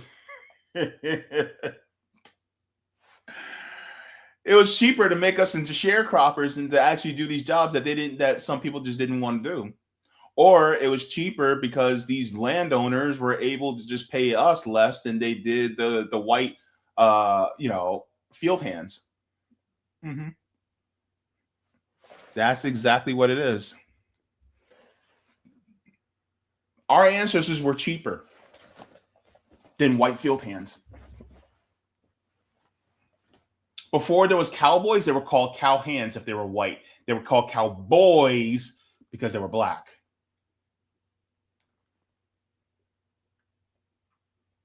And so now, guess what? It's shifted. Now it's the illegals that are now given those jobs because guess what? They now have another underclass that does these jobs. History may not repeat itself, but it damn sure rhymes.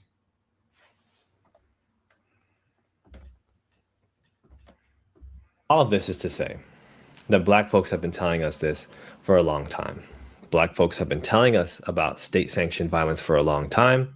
Black folks have been talking about police abolition for a very long time. And it has become this red flag discourse, this something that triggers white folks, right? Abolish the police, abolish the police.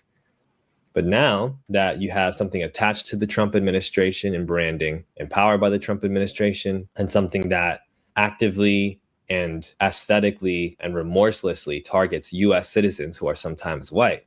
All of a sudden, it's abolish ICE.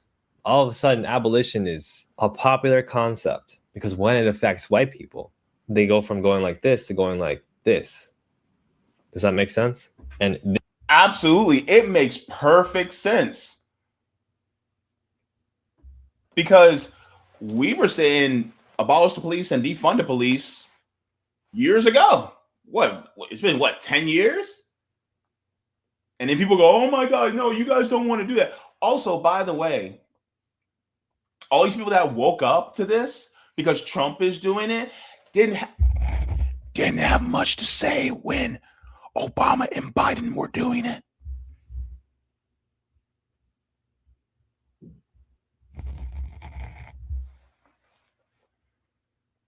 And guess what?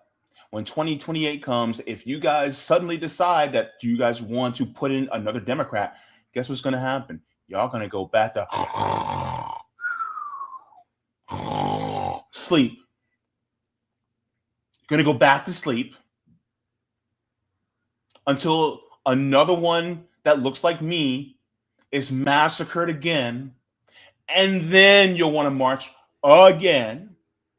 And then you're going to want to use hashtags again. And then you're going to be using rest in power again. Instead of actually changing the system fundamentally. But because it's your favorite politician, it's like, no, we can't do that. Remember the graph I showed of Democrats and Republicans both increasing ICE funding? Just because somebody has a D next to their name, they're no better than a Republican. And vice versa. It's the same thing with Republican.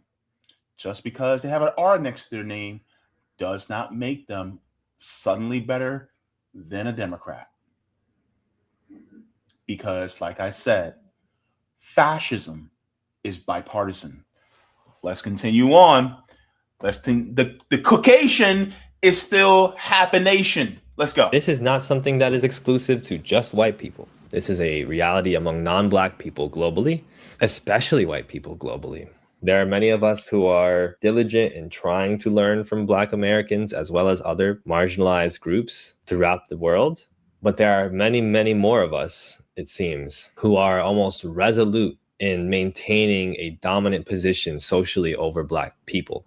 One of the things you hear also about Americans is, oh, when are Americans going to revolt? I love this one. I want to sip some water before I talk about this one. Why don't Americans do what they're doing in Paris, what they've done in Paris? Why aren't they doing what's happening in Nepal? Oh, it's because Americans are so silly. They're so stupid. They're so uneducated. They're so selfish. Meanwhile, police precincts were getting burned in 2020. Resistance actions have been happening throughout the United States every single year. And it's Black and it's brown folks that are often leading the charge. Right in this moment, you can... Wait. Now,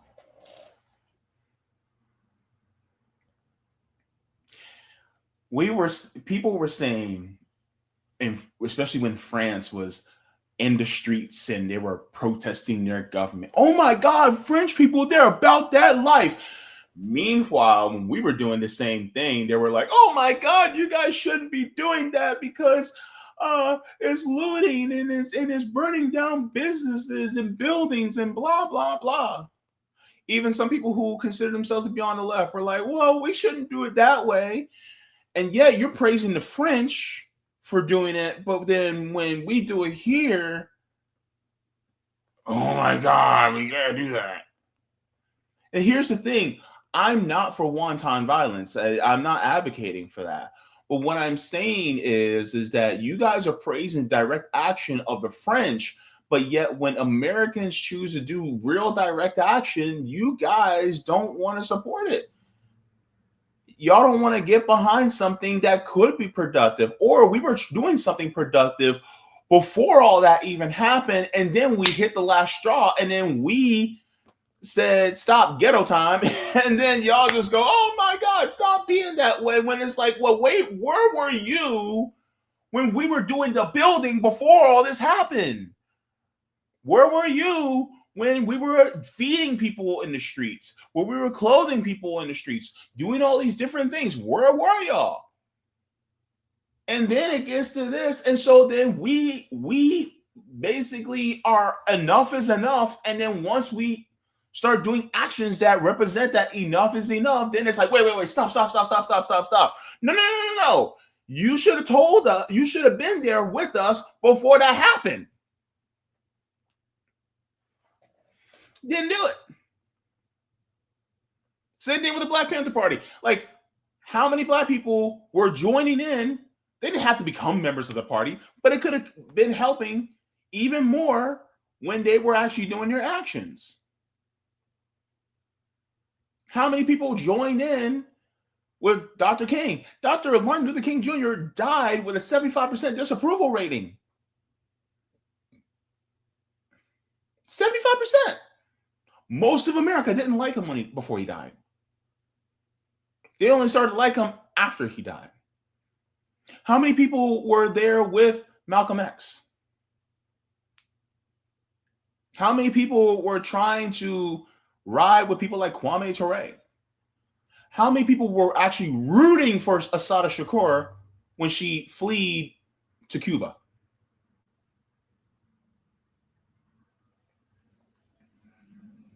So why are we praising Europeans for doing something that we've been doing? But it's like, it's cool when Europeans do it, but when we do it, it's bad. It's inconsistent. And it's deep in some white supremacy. Let's be real.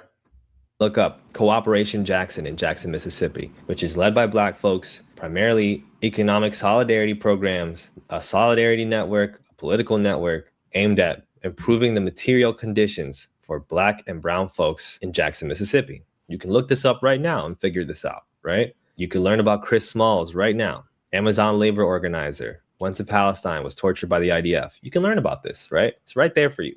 But rather than look at that and say, some Americans are resisting and some aren't, and why is that? We would rather pretend that America is this united bloc where everybody benefits the same, or at least benefits close enough, and the marginalized groups in the United States are just these selfish, perpetually victimized bourgeois classes that don't care about the rest of the world. And who said that?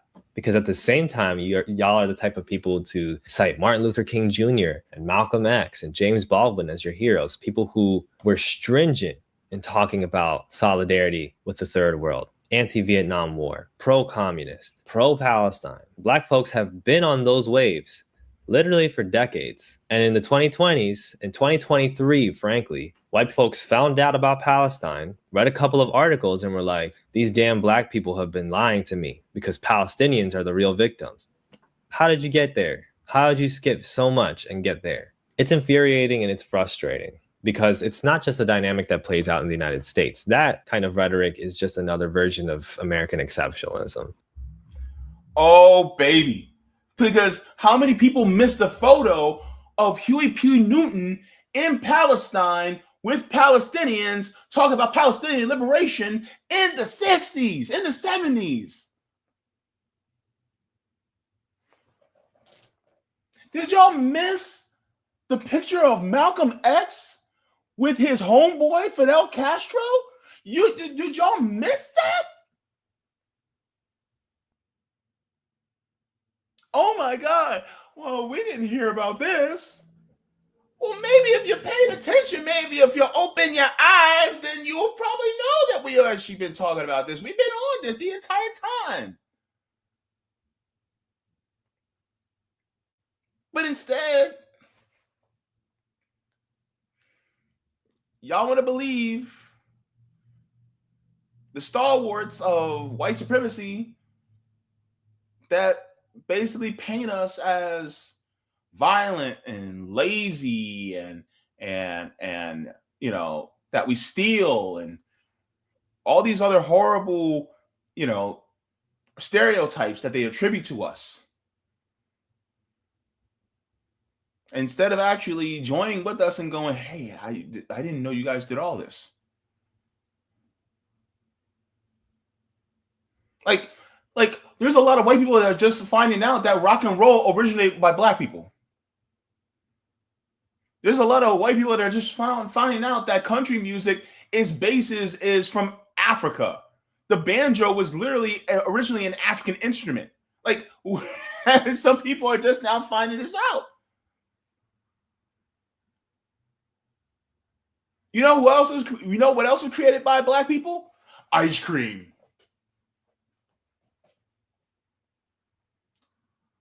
And here's a little tidbit fact that you know. Did you know that black people weren't allowed to have vanilla ice cream because vanilla beans actually came from Madagascar and it was too expensive. So therefore, they did not allow black people to have vanilla ice cream. So black people actually had to invent a different flavor ice cream for themselves. This is where buttered pecan comes from. You know, a real good tasting butter pecan? Yeah, that was a black invention. Also, macaroni and cheese is a black invention. Thanks, Kraft. It's stuff like that. Barbecue is a black invention because they used to give us the scraps of meat that they didn't want.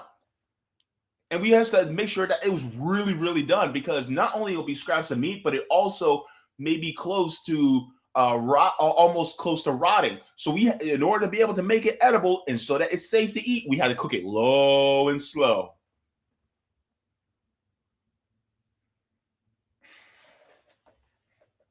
So many things. Anyway, let's continue.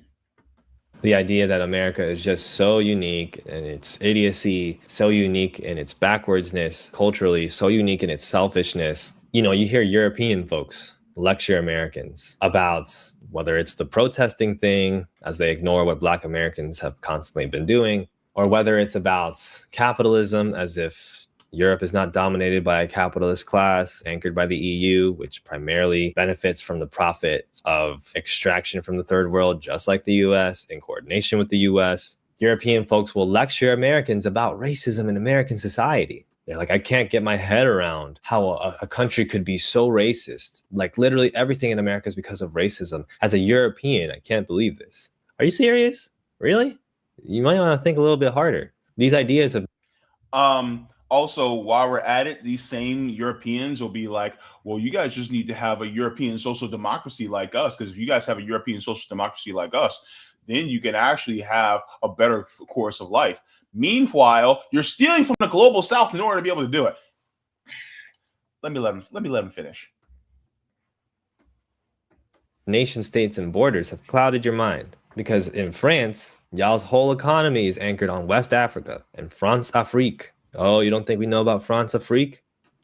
You don't think we've heard about Burkina Faso? You don't think we know about South Africa? You don't think we know about Kenya, Uganda? Europeans have been benefiting from colonial extraction for so long, and they've only done it in a sense where those extraction patterns happen more outside of the borders of the country. And European countries are the size of American states, sometimes American cities. And so it's essentially like you have these floating states full of white people whose economies, again, are founded on extraction from the third world.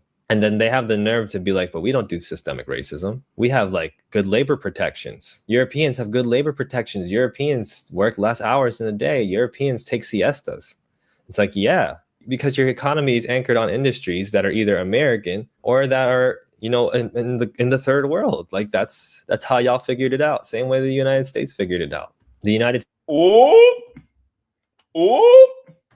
So, look, I don't mean to call people out, but the social Democrats and the Democratic Socialists, y'all that will be pointing to, Scandinavian style socialism, or we need social democracies like they have in Europe. Guess what? That's the reality of your European social democracy, that you literally have to extract the resources from the global South in order to be able to have this prosperity that you have, which really is theft.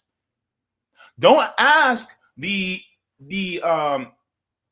Nigerians, don't ask them about electricity, about how most of, or a huge chunk of their uranium that they have is given to France.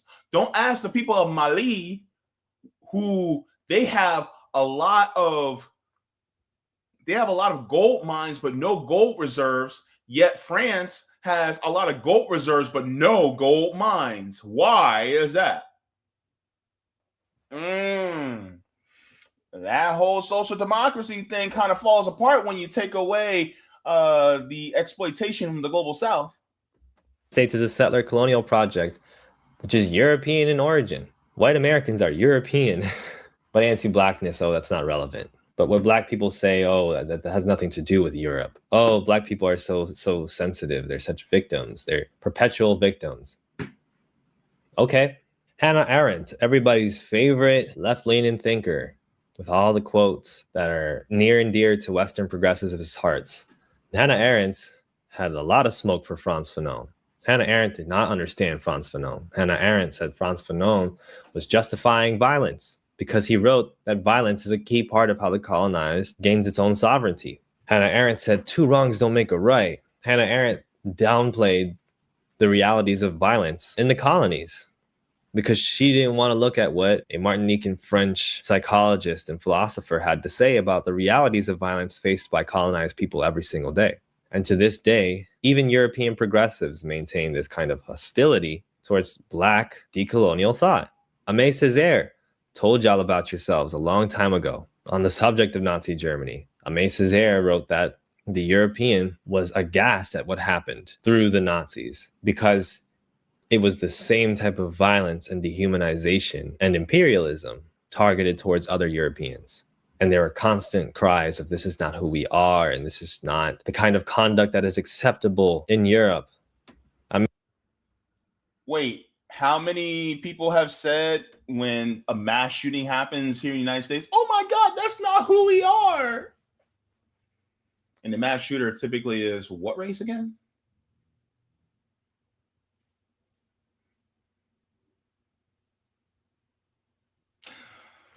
Just asking a question. I mean, it was for the centuries in which you accumulated all of this exploited wealth from the third world. Then the violence was fine for Europeans. What the Belgians did in Congo was totally fine. But once the Germans did what they did, now all of a sudden we got to talk about barbarism and violence and fascism.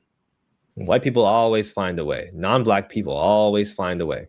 Whether it's in South Korea, a country hell-bent on exploiting Black American culture whilst looking down continuously on people on behalf of their skin color, you know, upholding European beauty standards and European standards of thought, European capitalist standards, American capitalist standards, aspiring through its elites to that kind of white supremacy. Same like in Japan or in Latin America, something I've talked about very recently, something very near and dear to my heart. Black people have been telling you about Latin America, not just Black Americans. Afro-Latinos have led charges to deconstruct Latinidad, have led charges to talk about why white supremacy is dominant in Latin America, why the elites of Latin America remain either the descendants of or new versions of the European settler classes that created Latin America in the first place. And all this talk about salsa and empanadas and comida criolla, all this stuff is just whitewashed versions of African and indigenous lived realities to be branded as Latino, branded as something. Ooh. I told you he was cooking, wasn't I? Yep. He's cooking. Something new, branded as something better than backwards Africans. The role that Haiti played historically in liberating Latin America. I mean, there is nowhere near the same level of success for Simón Bolívar without the contributions of Haitians and without what the Haitians did in Haiti. Only for Simón Bolívar, who was an avowed abolitionist, to not free the slaves. Over and over again, Black folks are there, right there. The uprisings, the slave revolts, the Haitian Revolution, the Black Marxism in the 20th century, Walter Rodney, Frantz Fanon, W.E.B. Du Bois, though he has some ableism that we don't talk about in his work, the James Baldwins. And even now, folks don't want to read Olufemi Taiwo. Folks don't want to read Angela Davis. Folks still want to figure it out without learning from the people that experienced the brunt, the harshest end of this capitalist imperialist project for centuries and centuries, and created forms of life in resistance to it, forms of life separate from it, forms of resistance, forms of rebellion, forms of culture, forms of intellectualism, forms of spirituality, forms of romantic concepts, all in response to that domination. And there's a whole massive canon of Black authors that will teach you about this world that you're just coming into. And you still don't want to read them. You still don't want to take their words seriously. You still use them for decoration, and you don't take them to heart. And this is the reality that we live in, a world where globally anti-Blackness is still this dominant force, in part because nobody wants to talk about it. Nobody wants to center it. Nobody wants to give it air. Everybody wants to act like it's an unfortunate coincidence that this capitalist, billionaire rigged, extractivist, misogynist project that is the United States, as well as other global North countries coming into awareness of this. Everybody wants to act like that project, having Black people consistently at the economic bottom, at the cultural bottom, at the social bottom of its hierarchy, is a coincidence. Something that... Oh my gosh. Look, are you taking a look at them? Are you looking at them? Are you looking at them? Are you reading them? Are you gleaning the knowledge from them? Are you looking at them? Well, here's a modern author, Margaret Kimberly, right? I've had her on this channel many times. Look, Bella, look, Black authors, right? The thing is, and these are people who are anti-capitalist, anti-imperialist. Some are socialist, some are communist. And the thing is like some people are just like, oh my God, I don't understand. Like, why is this happening? And baby, all you need to do is pick up just these two, and you already start to understand exactly what's going on. Like, it is crazy to me how many people will just be like, oh, I didn't know this. And it's like, what did we say? It's just like, you know, damn.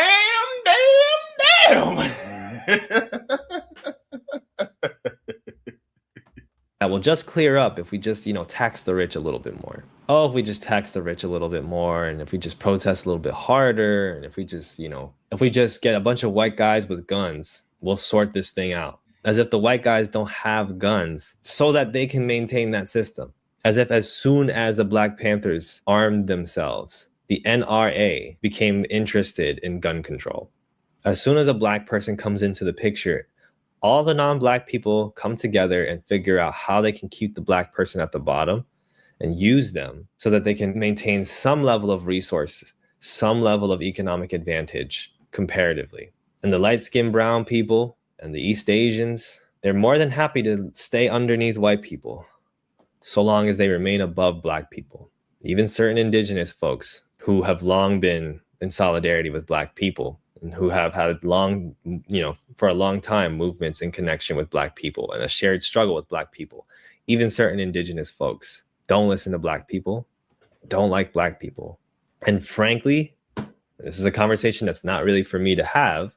There's a lot of Black people that don't listen to Black people.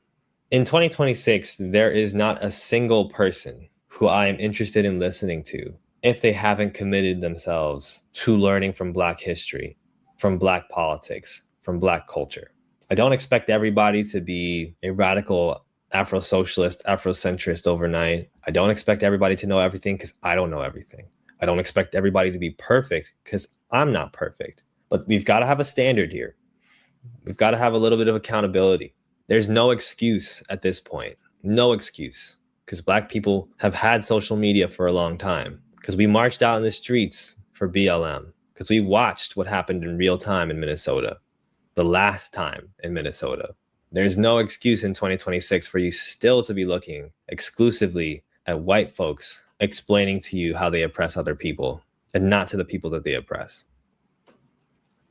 There's no reason even that your education about what ICE does towards brown immigrants in the United States should lead you to only learn from white people who educate you about that. All these white folks who spring up with their platforms, and I got something to tell you about how to locally organize, and I got something to tell you about farms, and I got something to tell you about, it's great. A lot of the content is great. If you're not reading Black people, learning from Black people, in solidarity with Black people, it's just not going to be enough. You can call it a purity test if you want.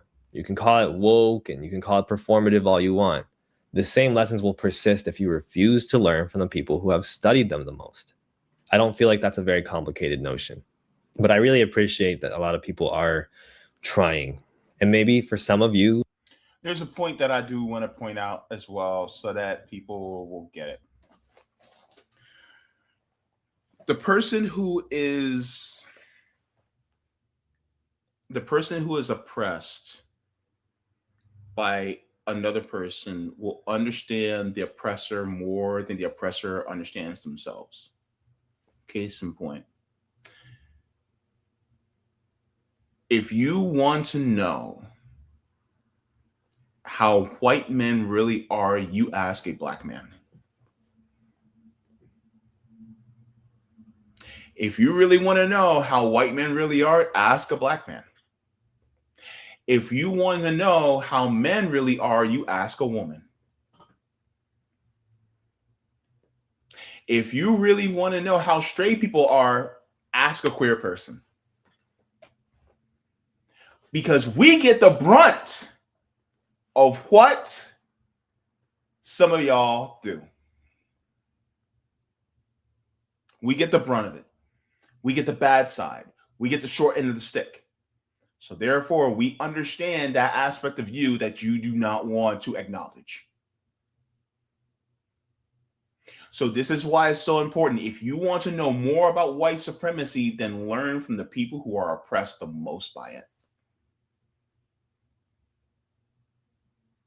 If you want to know more about imperialism, then you talk to people from the global south. You talk to the people who live in countries that got massive amounts of resources. Right? Who are poor countries because the West made them poor, or not necessarily poor, but overly exploited.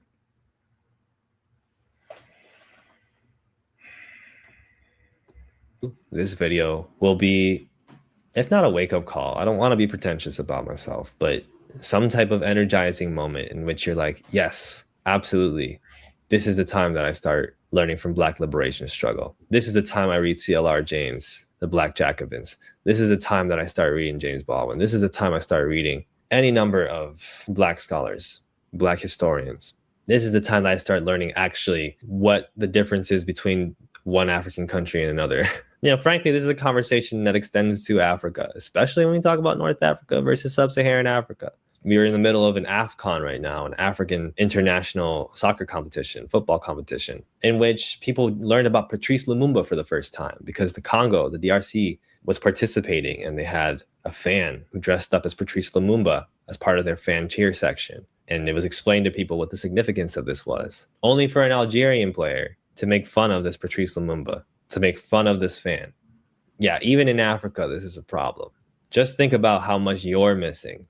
I highly encourage people to remain active, to build their wisdom and to build their capacity for hope, because these are necessary resources. And part of how you learn, you know, I see sometimes people post online, how can one find joy in a time like this? How can one find connection in a time like this? How do you not just give up?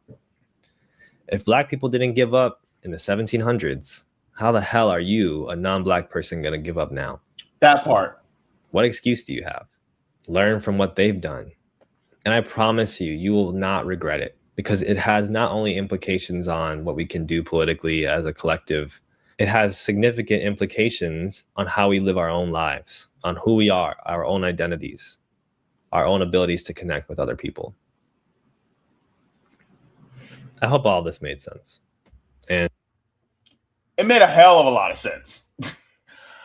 Look, I'm telling you right now, I'm subscribed to his channel. I think it would be wise for many other people to subscribe to his channel. I put the link to his video in the description.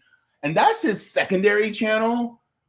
That's just the channel where he goes off the cuff. It's not his primary channel. And on his secondary channel, he has over 50,000 subs. On his primary channel, I think he's like close to 300,000 subs, something like that. But, you know, just the analysis, off the cuff analysis right there, it is amazing. But the thing is, like, yes, we have been telling y'all. And the thing is don't lull yourself into a point of sadness that you're just now finding out. It's like when you know better, you do better. So now's the time to do better. Don't let yourself be paralyzed into feeling bad or terrible. Now's the time to take action. You know better. Now's the time to get up and start doing better. And the thing is like for instance, whenever I'm reading on my channel from these books, right? If you don't have the book, or if you don't feel like or have the bandwidth to read, if you guys just want to listen, I read and discuss books on my channel, which I'll be getting back to very quickly. But I do it, or you can pick up an audio version of these books. But at the same time, it's learning from the Black radical tradition so that you are well informed into why and how these systems operate, and then you can move accordingly. But the thing is like, I want to stress to people is that if you want to know how to operate the system, or not operate the system, if you want to know how to dismantle the system, you got to really talk to the people who are oppressed the most. Because okay.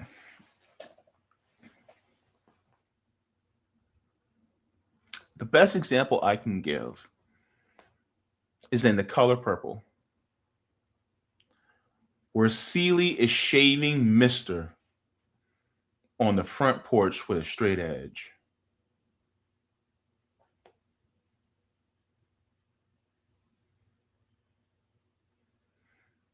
She is the most oppressed, and yet she has that much access.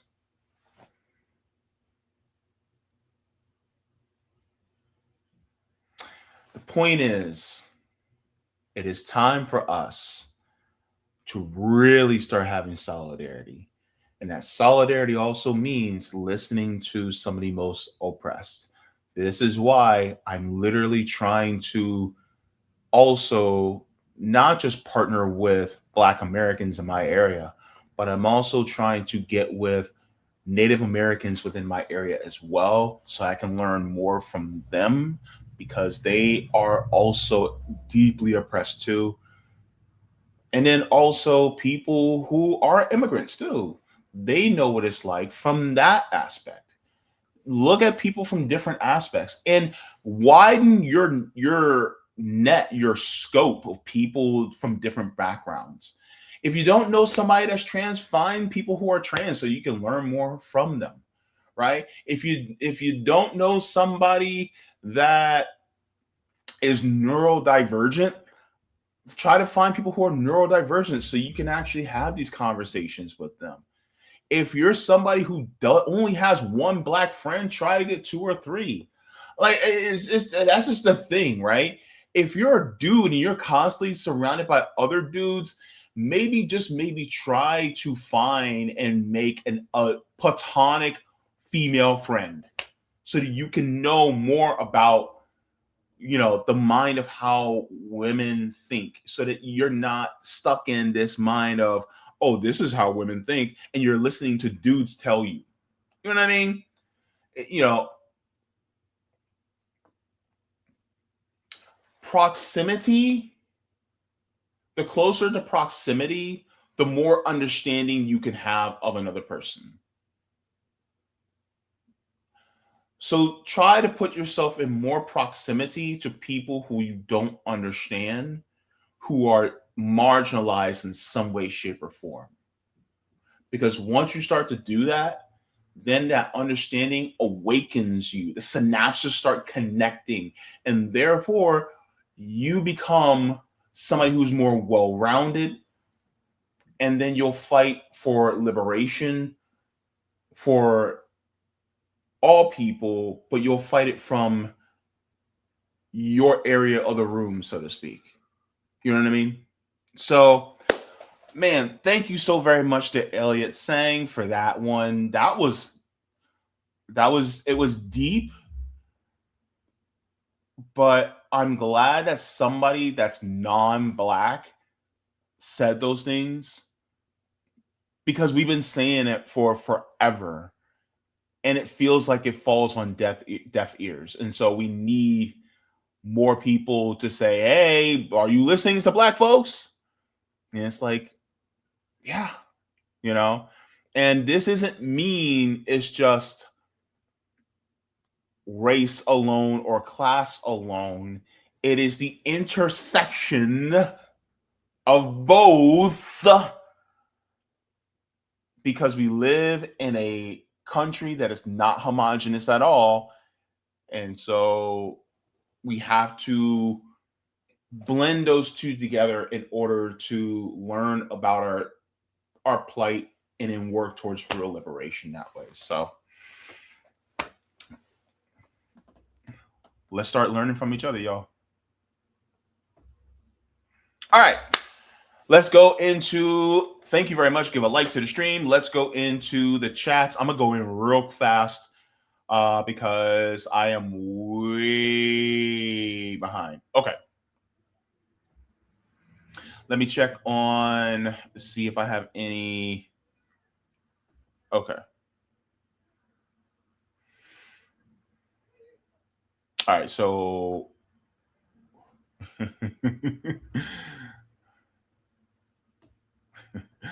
I see that. Hang on. All right, so let me go into the super chats really quick first, and then we'll go into the other chats.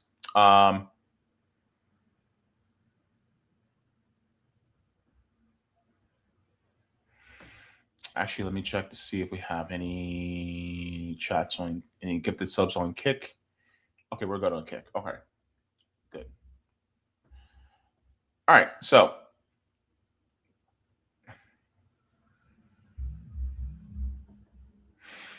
I wanted to share this because this was good. Thank you very much for this, Marco. He says, yes, Cooperation Jackson is using worker co-ops to seize the means of production. Thank you so very much for that. Appreciate it, Marco. Radical Education says, same people condemn Hamas, but cool with the American Revolution, which was much more reactionary. Yep. Thank you so very much. Mary Ploppins, says Sally Hemings' brother invented deep fried ice cream. Thank you so very much for that. Let me see. Oh, this one. Thank you for this, Roger. He says, look at this. The man just said exactly what I said about anti-Black racism and Latin American hour ago. Don't matter. The economic system anti-Black transcends. Yes, that's what I was saying. But the problem is that a lot of Latin America was also colonized, and capitalism was prevalent. And so, does it still exist? Yes, but it is also exacerbated even more by capitalism, which a lot of these countries are still trying to work out of.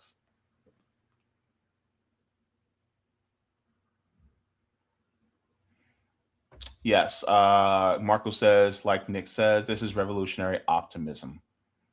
Mary Ploppins says, this is why I sometimes feel Black people should just do stuff without other groups. They get what they want and pull the ladder up behind them, leaving us behind. Yeah, sometimes it's sad. Let's continue. Let me see here.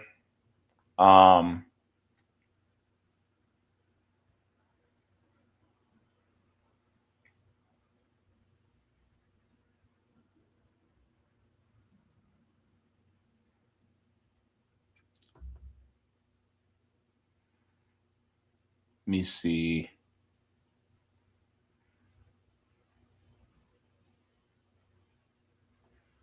Yeah. Justice by Karma says that's a crucial point of understanding that people need to know to really understand how King was actually perceived during the time of his activism. Yeah. Yeah, a lot of people, most of America did not like him. Yep, absolutely.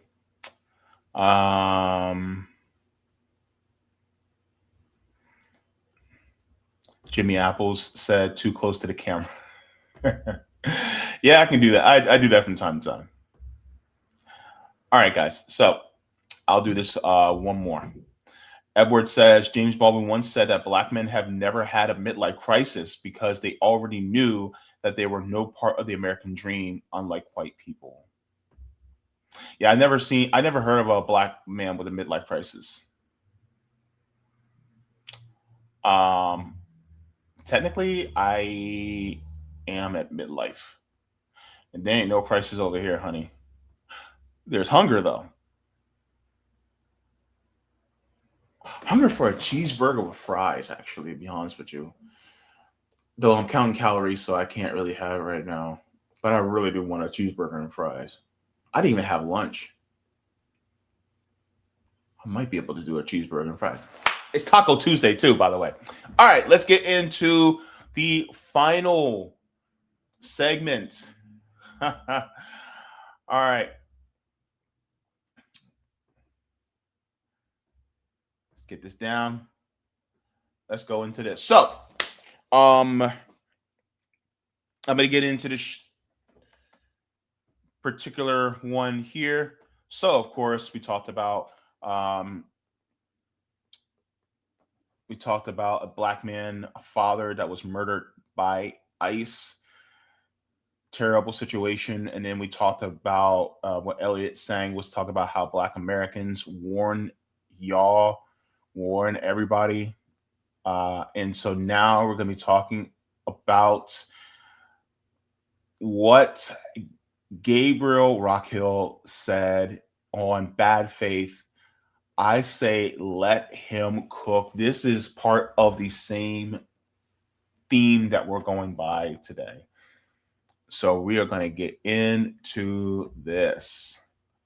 Hold up. Let him cook.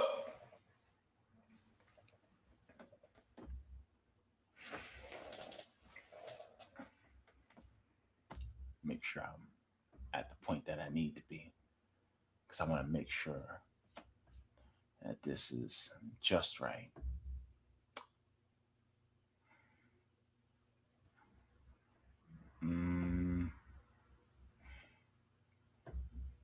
All right.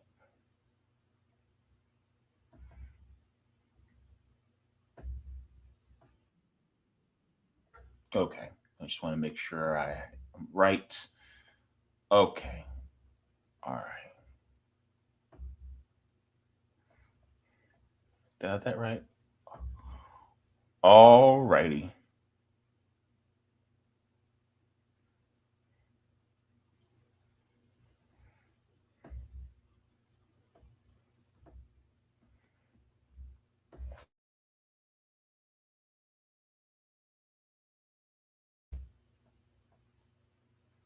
Let's get into it.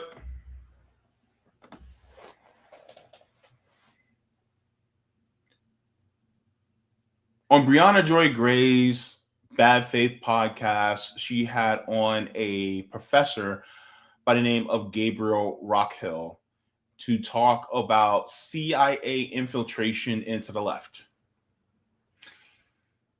And what he said during this clip, and it's a clip, the longer clip is on Briahna Joy Gray's her Patreon. So of course you have to be subscribed to her Patreon. Unfortunately, I'm a broke brother, so I can't, do support Briahna Joy Gray on her Patreon in order for you to be able to watch the entire thing. I'm just broke like that, so I can't do it. But after listening to what this gentleman said, he sounds a lot like me, man. It's just he has a lot more insider knowledge. And in my mind, as I'm listening to him, the overarching theme of today's show, let him cook, just keeps coming up in my mind. And so I smell what he's cooking, and I think you need to as well. This was a really good conversation. Let's get into this. This is Bad Faith Podcast with Briahna Joy Gray. She said the CIA has been funding the academic left with Gabriel Rockhill. Let's get into this. Yes, this is going to be juicy, y'all. So there's a version of this critique of the sort of limits of the academic class that comes from folks like Catherine Liu and Adolph Reed, who talk a lot about the professional managerial class and the fact that they simply don't share the same economic context of the people that they're ostensibly advocating on behalf of as Marxist academics or what have you, makes their focus often disproportionately on elite concerns, things that are not as kind of structurally threatening, let's say.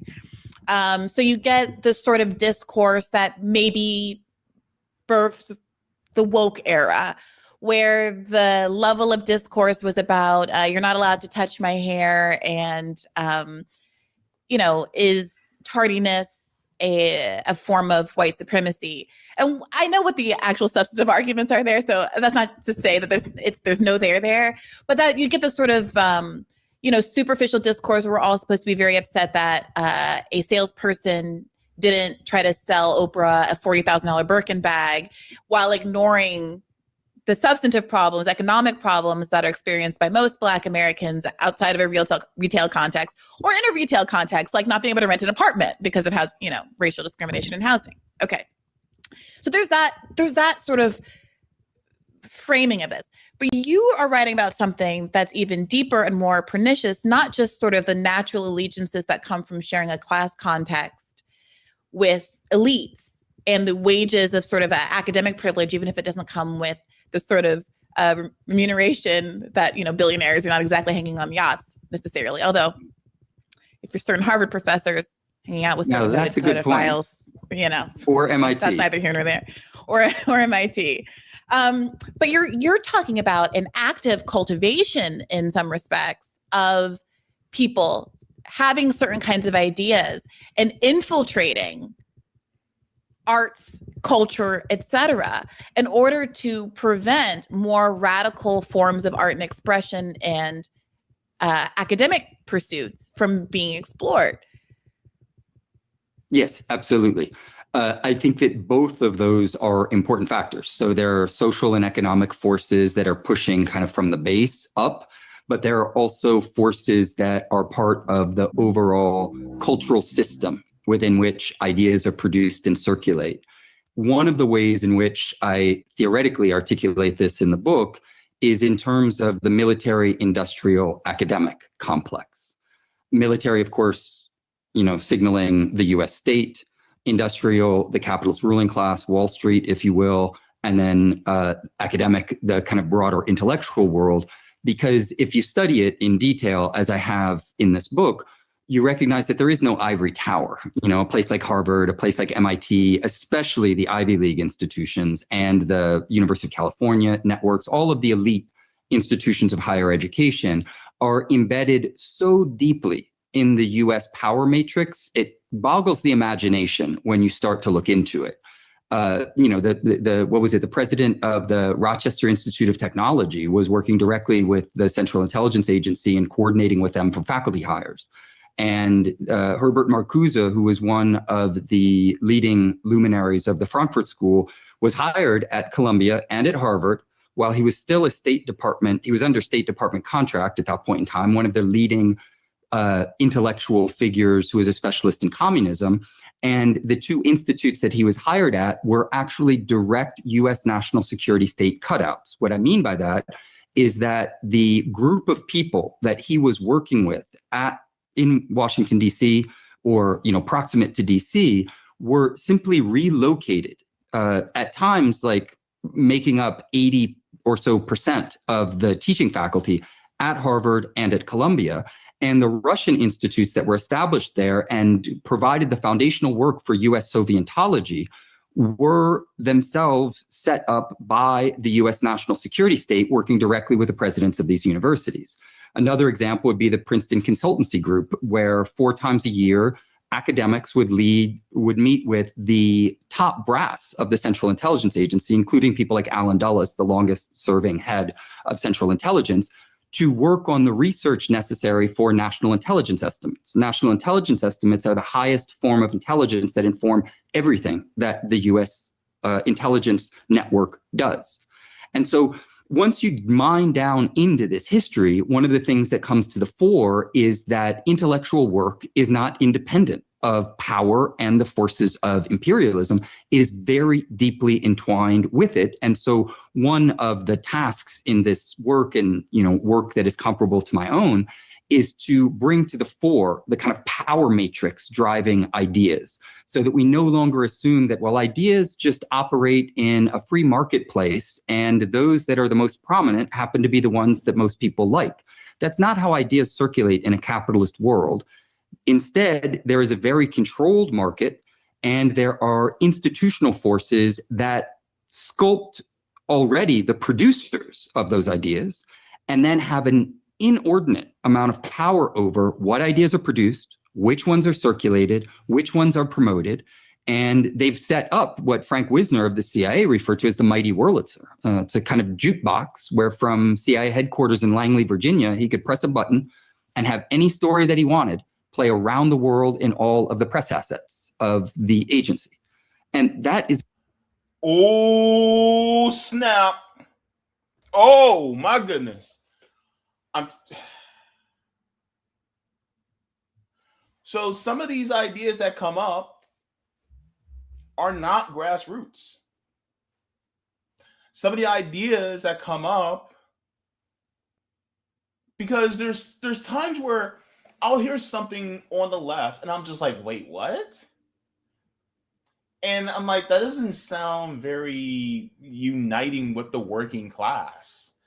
And then you'll think about it and it's like, that sounds like Fed behavior, like Fed activity.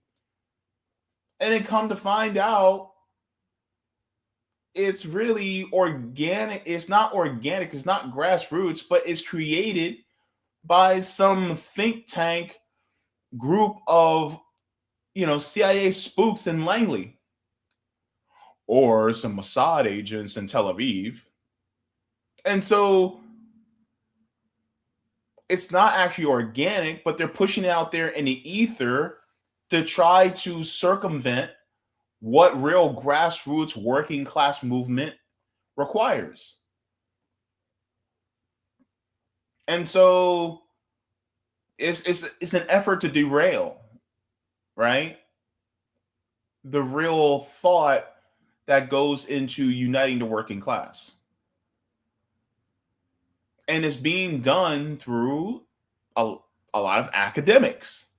Now, I'm not saying not to trust certain academics, no, but I'm saying to, hold up what some academics say to scrutiny by also doing your own research, right? I think that's important too. Let's continue. An incredibly powerful mechanism that is alive and well, and that continues to inform public opinion in various ways. So just bringing that all to a close, I would say that a lot of what my book brings to the fore is the war of ideas and how it actually operates and what we need to understand in order to more effectively intervene in it. Yeah, it's very difficult. I think I heard you say or write somewhere that, Ivy League institutions are like the number one recruiting ground and breeding ground for these ideas and recruiting ground for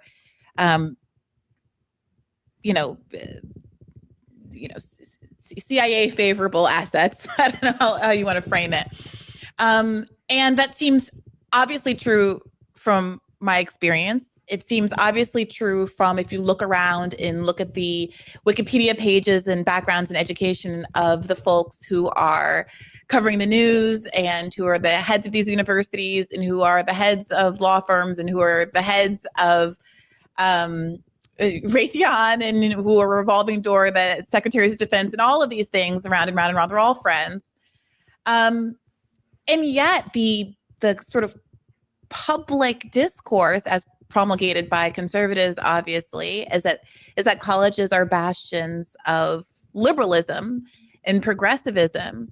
And they have very much been waging a war on colleges, of course, starting decades ago, or maybe not even starting decades ago, but emerging in a real way decades ago with Reagan's attack on any kind of growth of a free public education, higher education system. And sort of manifesting in this very dystopian world we have today, where both Democrats and Republicans on the whole were very antagonistic to the idea of any kind of student debt cancellation. Biden offered this, $10,000 compromise that he didn't really put his back behind.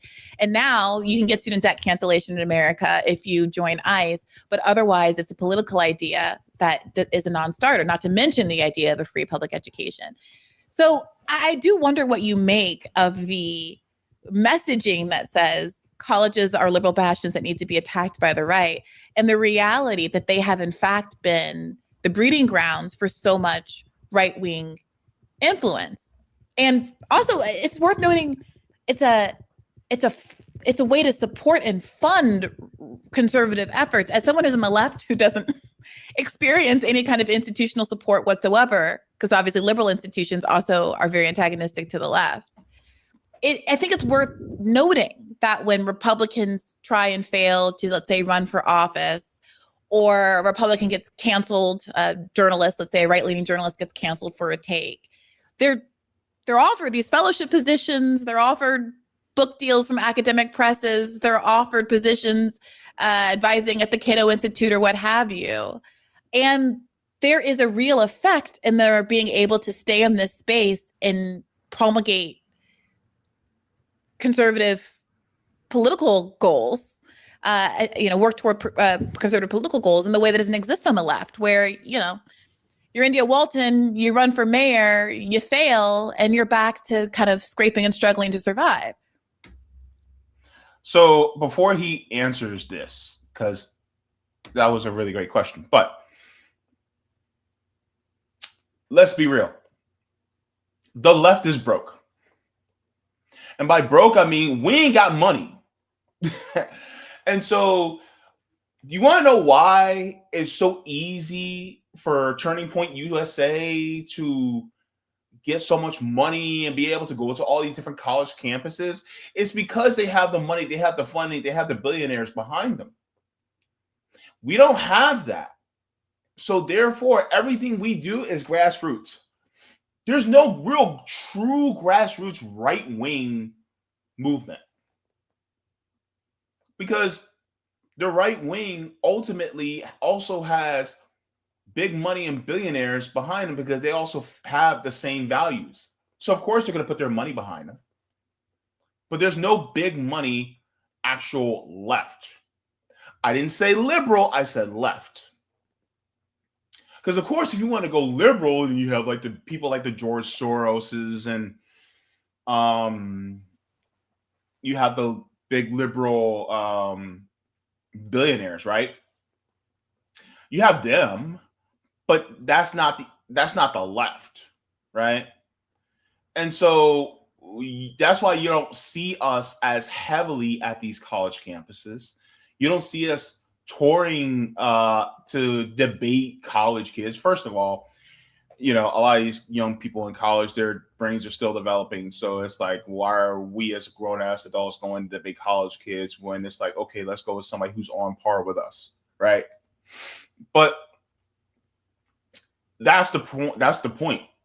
You have these big right-wing institutions that are able to go here and they will scream, oh my God, these colleges are liberal, when in reality, who's the one who always has access to these colleges?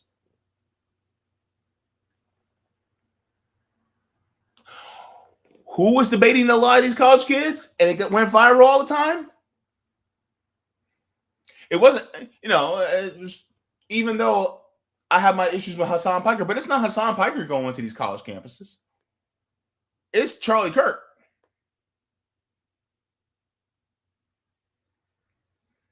you know,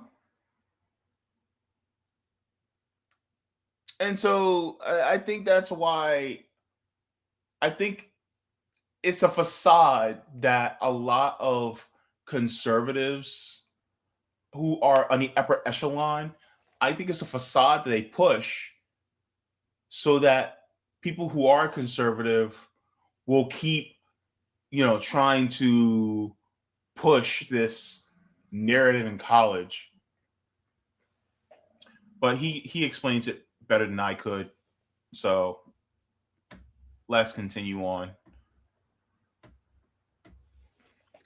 Those are such good points. The CIA actually admitted in 1975 during the Church Committee hearings that they were working with thousands of academics at hundreds of institutions. So it's just part of the public record that the so-called ivory tower is, so closely integrated with the US national security state that it should not be surprising that so many academics advance the agendas of imperialism. And in fact, Daniel Golden has a good book that he wrote in 2017 in which he claims that, this is a direct citation, invited or not, openly or not, US intelligence today touches virtually every facet of academic life. Its influence likely equals or surpasses its previous peak in the 1950s, end quote. So this is part of, there's much more that could be said, of course, but it's part of the reality of the current academy. That being said, the academy is still a site of struggle because in principle, it's an institution that is supposed to foster knowledge. And one of the contradictions under capitalism that you see in a lot of its cultural and educational institutions is that it needs to present itself as being democratic, based on a meritocracy, open to all, and things like this, while at the same time, it's very tightly controlled from behind the scenes in a very draconian manner. And that the space opened by that contradiction between needing to appear democratic and not actually being democratic does give us some leverage. And it's important that the university is a site that says that it's interested in education. And so from a more progressive perspective, you can bring ideas into a university space. Young people are, how to put it, one of the reasons that the CIA's central site of recruitment is the university is because they want to get people when they're young, because they realize that they can be influenced, they can be brought in, etc. And so it's important as well not to give up on the university as an important kind of site of struggle for bringing people in. And this is one of the reasons that you have the current war on education. The Trump administration does not want an educated public because an educated public would know things like, I don't know, the elections in Venezuela, according to Jimmy Carter, of all people, are more democratic than elections in the United States. They don't want people to know that according to the largest study ever done by Waitskin and Ceresotto in 1985, I believe, mid-80s, socialism outperformed capitalism in terms of physical quality of life index, meaning that people tend to live longer, there's lower infant mortality, and people have higher literacy rates. In short, that it's better for the life of people. If young people are going to the university and they're exposed to true ideas, it can and often does have a radicalizing impact. They don't want that. They need to stultify the US population. And so the war on education, the war on journalism is in order to advance a fascist project and to make the US public increasingly ignorant of global politics, of economics, of everything, so that they can then easily accept the false narratives that are put forth to advance their agendas. And so let's also connect this because remember, public college used to be either nearly free or free. And so one of the people that were instrumental in that was Ronald Reagan when he wanted to start charging tuition in the UC system. And so because of that, because he didn't want an educated proletariat, the main reason was because a lot of the ideas that were being circulated about being on the left were really from the anti-war left during the Vietnam War in colleges. And so in order to really keep the war effort going, they needed less people to be able to get into these schools. So they kind of put almost like a filter or a gatekeeping college or higher education for only certain people who are more affluent. So then the people who are most oppressed and affected by capitalism in a negative sense, they don't get into college to really show and share their economic plight due to a capitalist system.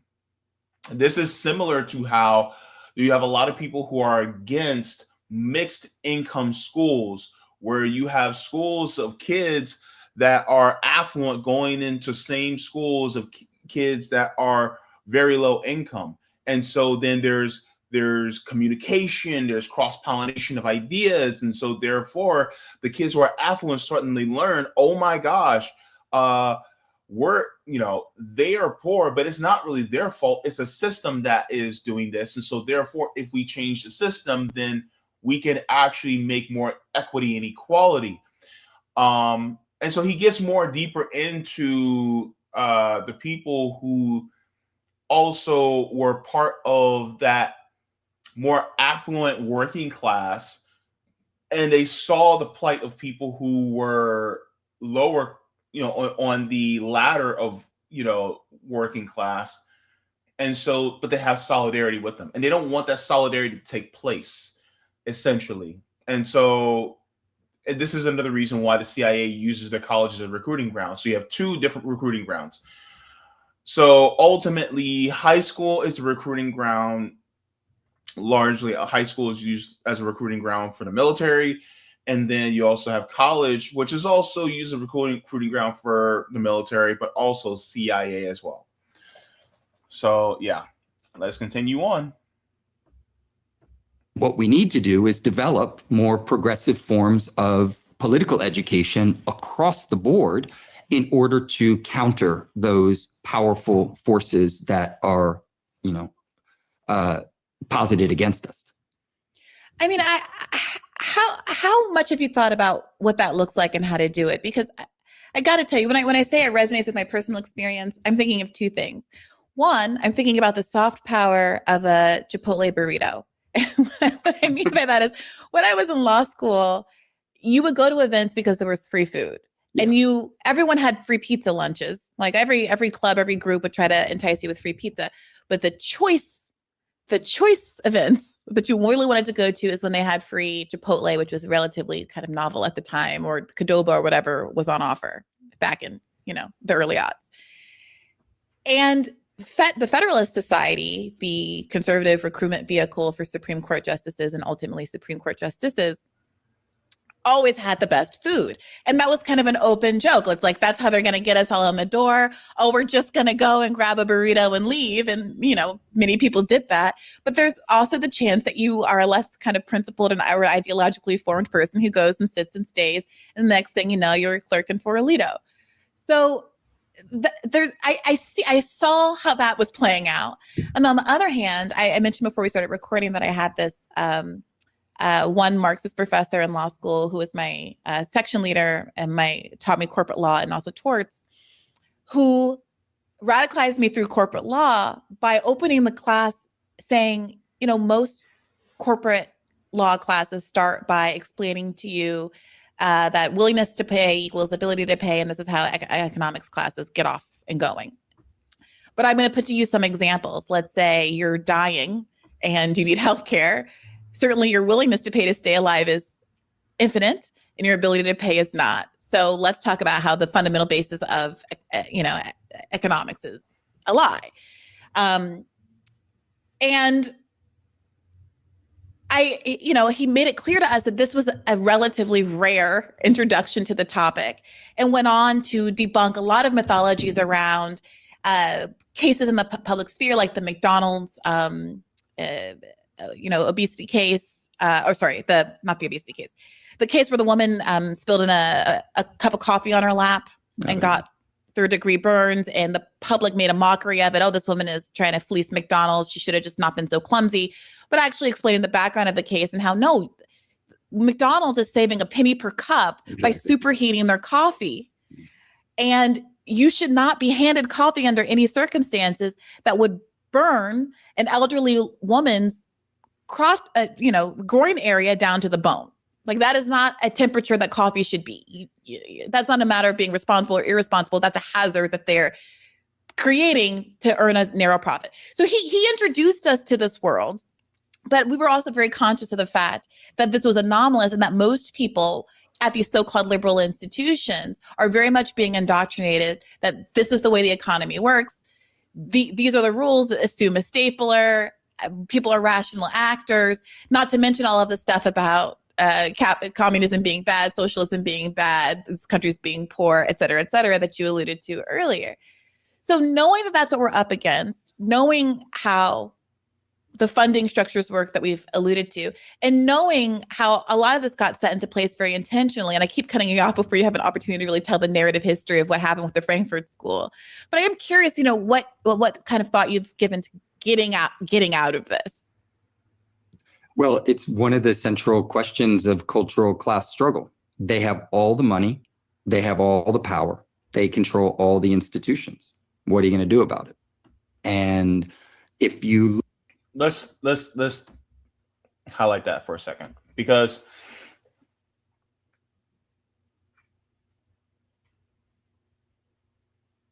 like, for instance, the enticing students with Chipotle, right? If everybody who's of regular class or club or whatever has pizza, it's like, all right, I can go there and get pizza. But this one is spending more money, and she have the good stuff, right? They got the Chipotle, they got the, catered, at their event. Let's say they also, for dessert, they got Krispy Kreme, catered there. More people are going to show up there, right? And so ultimately, they know a huge chunk of people are going to come in, to partake of the food and then leave. But ultimately, it's really to get some of the people who are stragglers, who may hear something that they may find a little bit more interesting, because they can, indoctrinate them more into that direction. And so when you have all the money, you can do more to entice people. You can entice them more with perks, right? Because you got to remember, these are college kids. And a huge chunk of them, if they're there with a partial scholarship, or if they're there on financial aid, guess what? They're trying to save as much money as possible. So of course they're going to go there for food, right? But also, on top of not just going there for food, but also if they're given perks for doing fellowships and internships at these different law firms, or different offices and whatnot, then it'll make it easier for them in their day-to-day life. And the big corporate institutions are literally funding it. So your life is actually a little bit easier than the other college students who are doing something that's more socially and economically conscious. So that's really, it's just, it's deviously brilliant, to be honest with you, the way I think about it. Let's continue. Look at what humanity has done about it. I think there's a lot to be inspired by. It's a David and Goliath struggle. That's the nature of anti-imperialism. The imperialists always have all of the money and all the power, or the overwhelming majority of it, on their side. They also have the advanced technology. They have the control of institutions. And those who are opposed to that really have always had to fight like scrappy little Davids who have to figure it out by any means necessary, working on a shoestring budget, pulling things together, improvising. You have to make up in people power and in community and in camaraderie and in mutual support what you lack in resources. And it's a difficult fight. If it wasn't so difficult, we would have won a long time ago. But it is, I think, one of the most important, because if you simply go and have your, Chipotle burrito, and then all of a sudden you're working for the American Enterprise Institute, a few years later, and you can afford a lot better than Chipotle at that point in time, then what you've done is you've taken a human life. You only have one of them on planet Earth, as far as we know, and you've given it to the corporatocracy. You've become a cog in a system. And you can very well dope yourself into thinking that you're doing something else, or just use the money and go on skiing trips and go on, yachts and whatnot. But at the end of the day, what you're doing with your human life is you're contributing to the literal social murder and ecocide of the planet. And you're doing that directly or indirectly, but you're part of and you're complicit with that. So the other thing that I would say is we do have humanity on our side. Like, the people who are struggling as the scrappy underdogs of human history are aimed at alleviating the incredible levels of death and suffering that have structured human history on planet Earth, particularly over the last 5 centuries, if we're just focused on capitalism. And they're struggling to make a world in which, people can eat and have shelter and running water and electricity. And so if you're going to do one thing with your life, instead of screwing everybody else over in order to feel, be able to drink fancy martinis or whatever you happen to be into, or for that matter, get involved in pedophilia rings and, the global sex trade and be raping 12-year-olds, or other things like our capitalist ruling class does and continues to do, along with the political and intellectual elite that's part of that complex. Instead of being on the side of the kind of pedophiles of history and those who are just morally depraved and debaucherous, you could be on the side of humanity and, contribute to a struggle that really matters in any way, shape, or form. And also be inspired by those who have fought and won. A lot of people have given their lives to making the world better, and a lot of people have succeeded in making the world better. That's the last thing that I'd say, is that we can't be lulled into the defeatist narrative. There have been major changes, even in a country like this. When this country was set up as a republic, you couldn't vote for the president. You couldn't vote for the Senate. You had to pay a poll tax. You had to be a property owner. Like, that has changed. And it's changed because of class struggle from below. It's changed due to massive human sacrifice. And it's much better to be on that side of history because, as Fidel Castro said, history will absolve us because we're on the side of humanity. Yeah.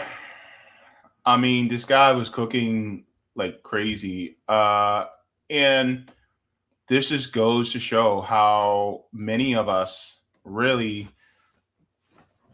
we have to do what we can, especially against these forces. But unfortunately, there are some who consider themselves to be on the left, who either are doing the work of, the capitalist class, or they're doing the work of CIA intelligence, and it's not for us, it's not for their fellow workers, but they think that they are doing it for their fellow workers because they're influenced by elements within, U.S. intelligence. And so I think it's important that we inform ourselves as much as we possibly can to be able to sift through what some of these academics are saying, so that we're not repeating the same either misdirection or untruths that they may be either consciously or unconsciously pushing our way. This is why it is important not just to read, but to be expansive in our reading, and not just read the same old Marx and Lenin and Hegel, right? It's like, no, get into Frantz Fanon, get into Asada Shakur, get into anything that's written by Mao, or get into things that are written by, different people who have different perspectives from different areas, who can also tell you, you have people like A. Philip Randolph and Du Bois, and don't forget, people who may be, indigenous or Latino, or people who are from West Asia. I'm blanking on his name. I think Khalfani, from Palestine. So, and yes, thank you very much, Terry. Walter Rodney. So I think that's the point, right? To encircle yourself with different modes of thought from people from different backgrounds, because I think that's the best way to be able to combat against it. And so I'm not watching the entire thing, but I really want to instill how Gabriel Rockhill was definitely cooking when he talked about, when it comes to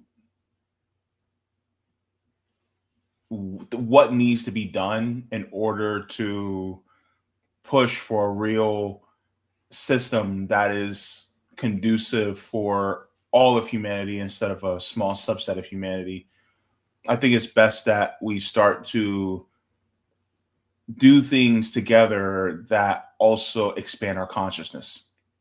One of the things that I'm trying to do with my chapter here in Orlando is we're trying to reestablish really a book club so that we can read together and learn more together. Because number one, it fulfills a few things. Number one, we're doing mutual aid together and building dual power. Number two, we're educating ourselves together. Number three, we're building camaraderie and we're having this unity among each other. And we are all working class, but we're different sections of the working class, right? I'm actually on the lowest rung on the ladder, in the working class. But, we're different sections of the working class. And so we, see eye to eye on many different things. And so we expand our consciousness in that way. So I think it's really important that we continue that type of education that we do along with each other. But this is why I say talk about mutual aid, because once you start to do mutual aid, then you start to also want to do things together with your fellow comrades. And I'm grateful because I was able to go have lunch with an Irish comrades the other day.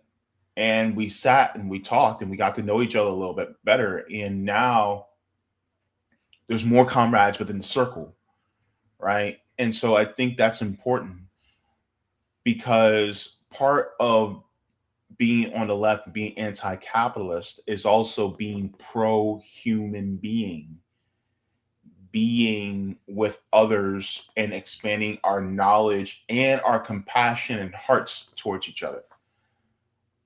And so, yeah, Gabriel Rockhill was cooking, man. And so I'm going to put the link to this video in the chat. And, Briahna Joy Gray, she's a friend to the channel. Very, very wise person. And great questioning, by the way. And that was my next question after you said that was, like, what's next steps, right? So I appreciate that. And so I had to stop due to the sake of time, because I want to do more of this, but I ran long in my first segment, so I do apologize. But please, I'm going to link this conversation in the description down below. If you guys, want to subscribe to Briahna Joy Gray's Patreon so you guys can see the entire thing, I highly recommend that as well. And hopefully I'll be able to get Gabriel Rockhill on this channel, because I would love to have a conversation with them too, because I think it's a really worthwhile conversation to have, especially because, and also one more point that I really want to make in closing is that we don't want to put so much stock into somebody just because they have the right credentials, right? Academically, because they could have the right credentials, but they could also be influenced by outside forces that are antithetical to the working class. So that's something that we also have to keep in mind too. So, and I used to think to myself, well, I won't be able to get on this show, and I won't be able to get on that show, and I won't be able to talk to these different people because I lack the credentials. When in reality, ultimately, it's like, I'm a working class guy, and my education is in school of the hard knocks. So I have an education. And I think that's important for us to be able to recognize and have confidence within ourselves and what we know, while also taking the time, you know, to expand in our knowledge, to expand in what we know, expand in our understanding of what our ancestors have said before, and as they continue on to teach us, you know, from the other side, you know, in the upper room, so to speak. So, you know, and learn from more, you know, learn. So I think that's really important for us to do, but don't limit yourself to just people who have this PhD or this JD or this particular doctorate.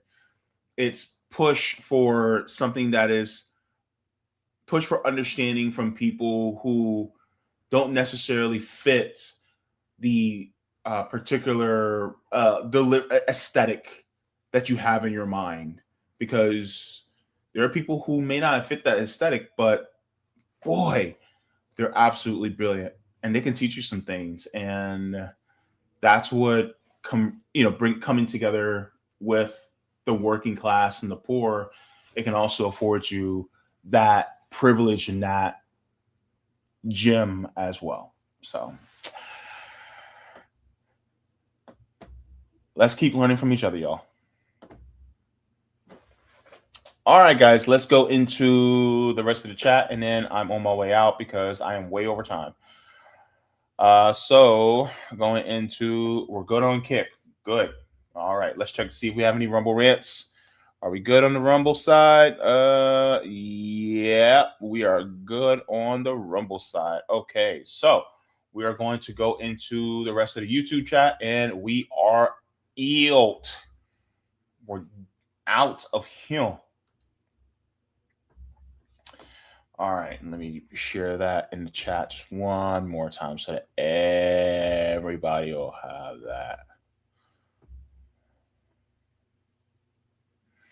All right, let's go into here.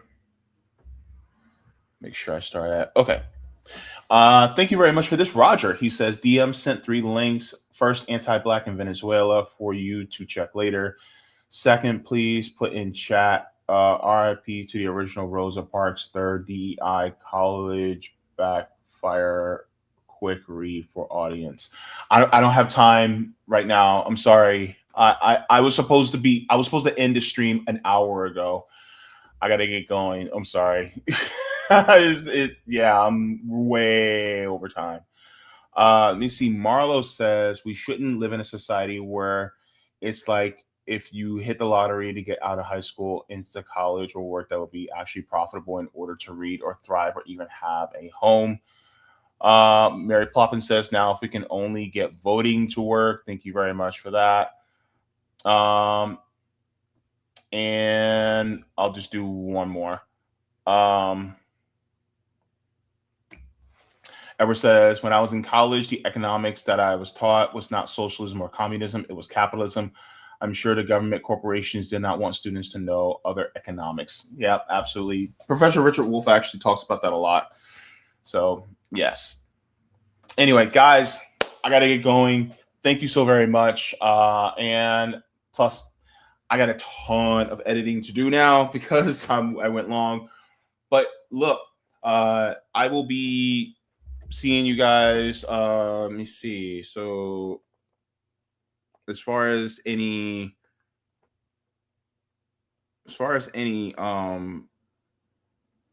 next things that I have, not at the moment. I'll see you guys next Tuesday as regular. And I think there's a mutual aid action going on the 18th, so I think I'll be doing that. And so yeah.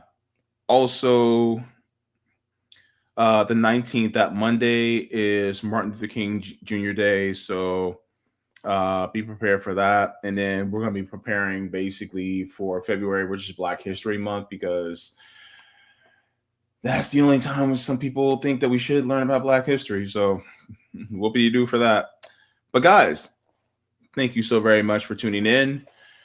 This was a great stream. And don't forget to like on your way out. I appreciate it very, very much. And look, guys, like I always say, water your plants, water yourselves, leave the world better than you found it. Smoke them if you got them, drink them if you got them, if you ain't got them, then watch something funny because joy is revolutionary, or read because reading is fundamental. I love you guys for you being you, and I hope you guys take care and have a wonderful evening. And forehead kisses. I'll see you guys in the next one. Good night. Thank you so much for watching, and I appreciate it from the top and bottom of my heart. If you'd like to see any more, you can look here. Forehead kisses.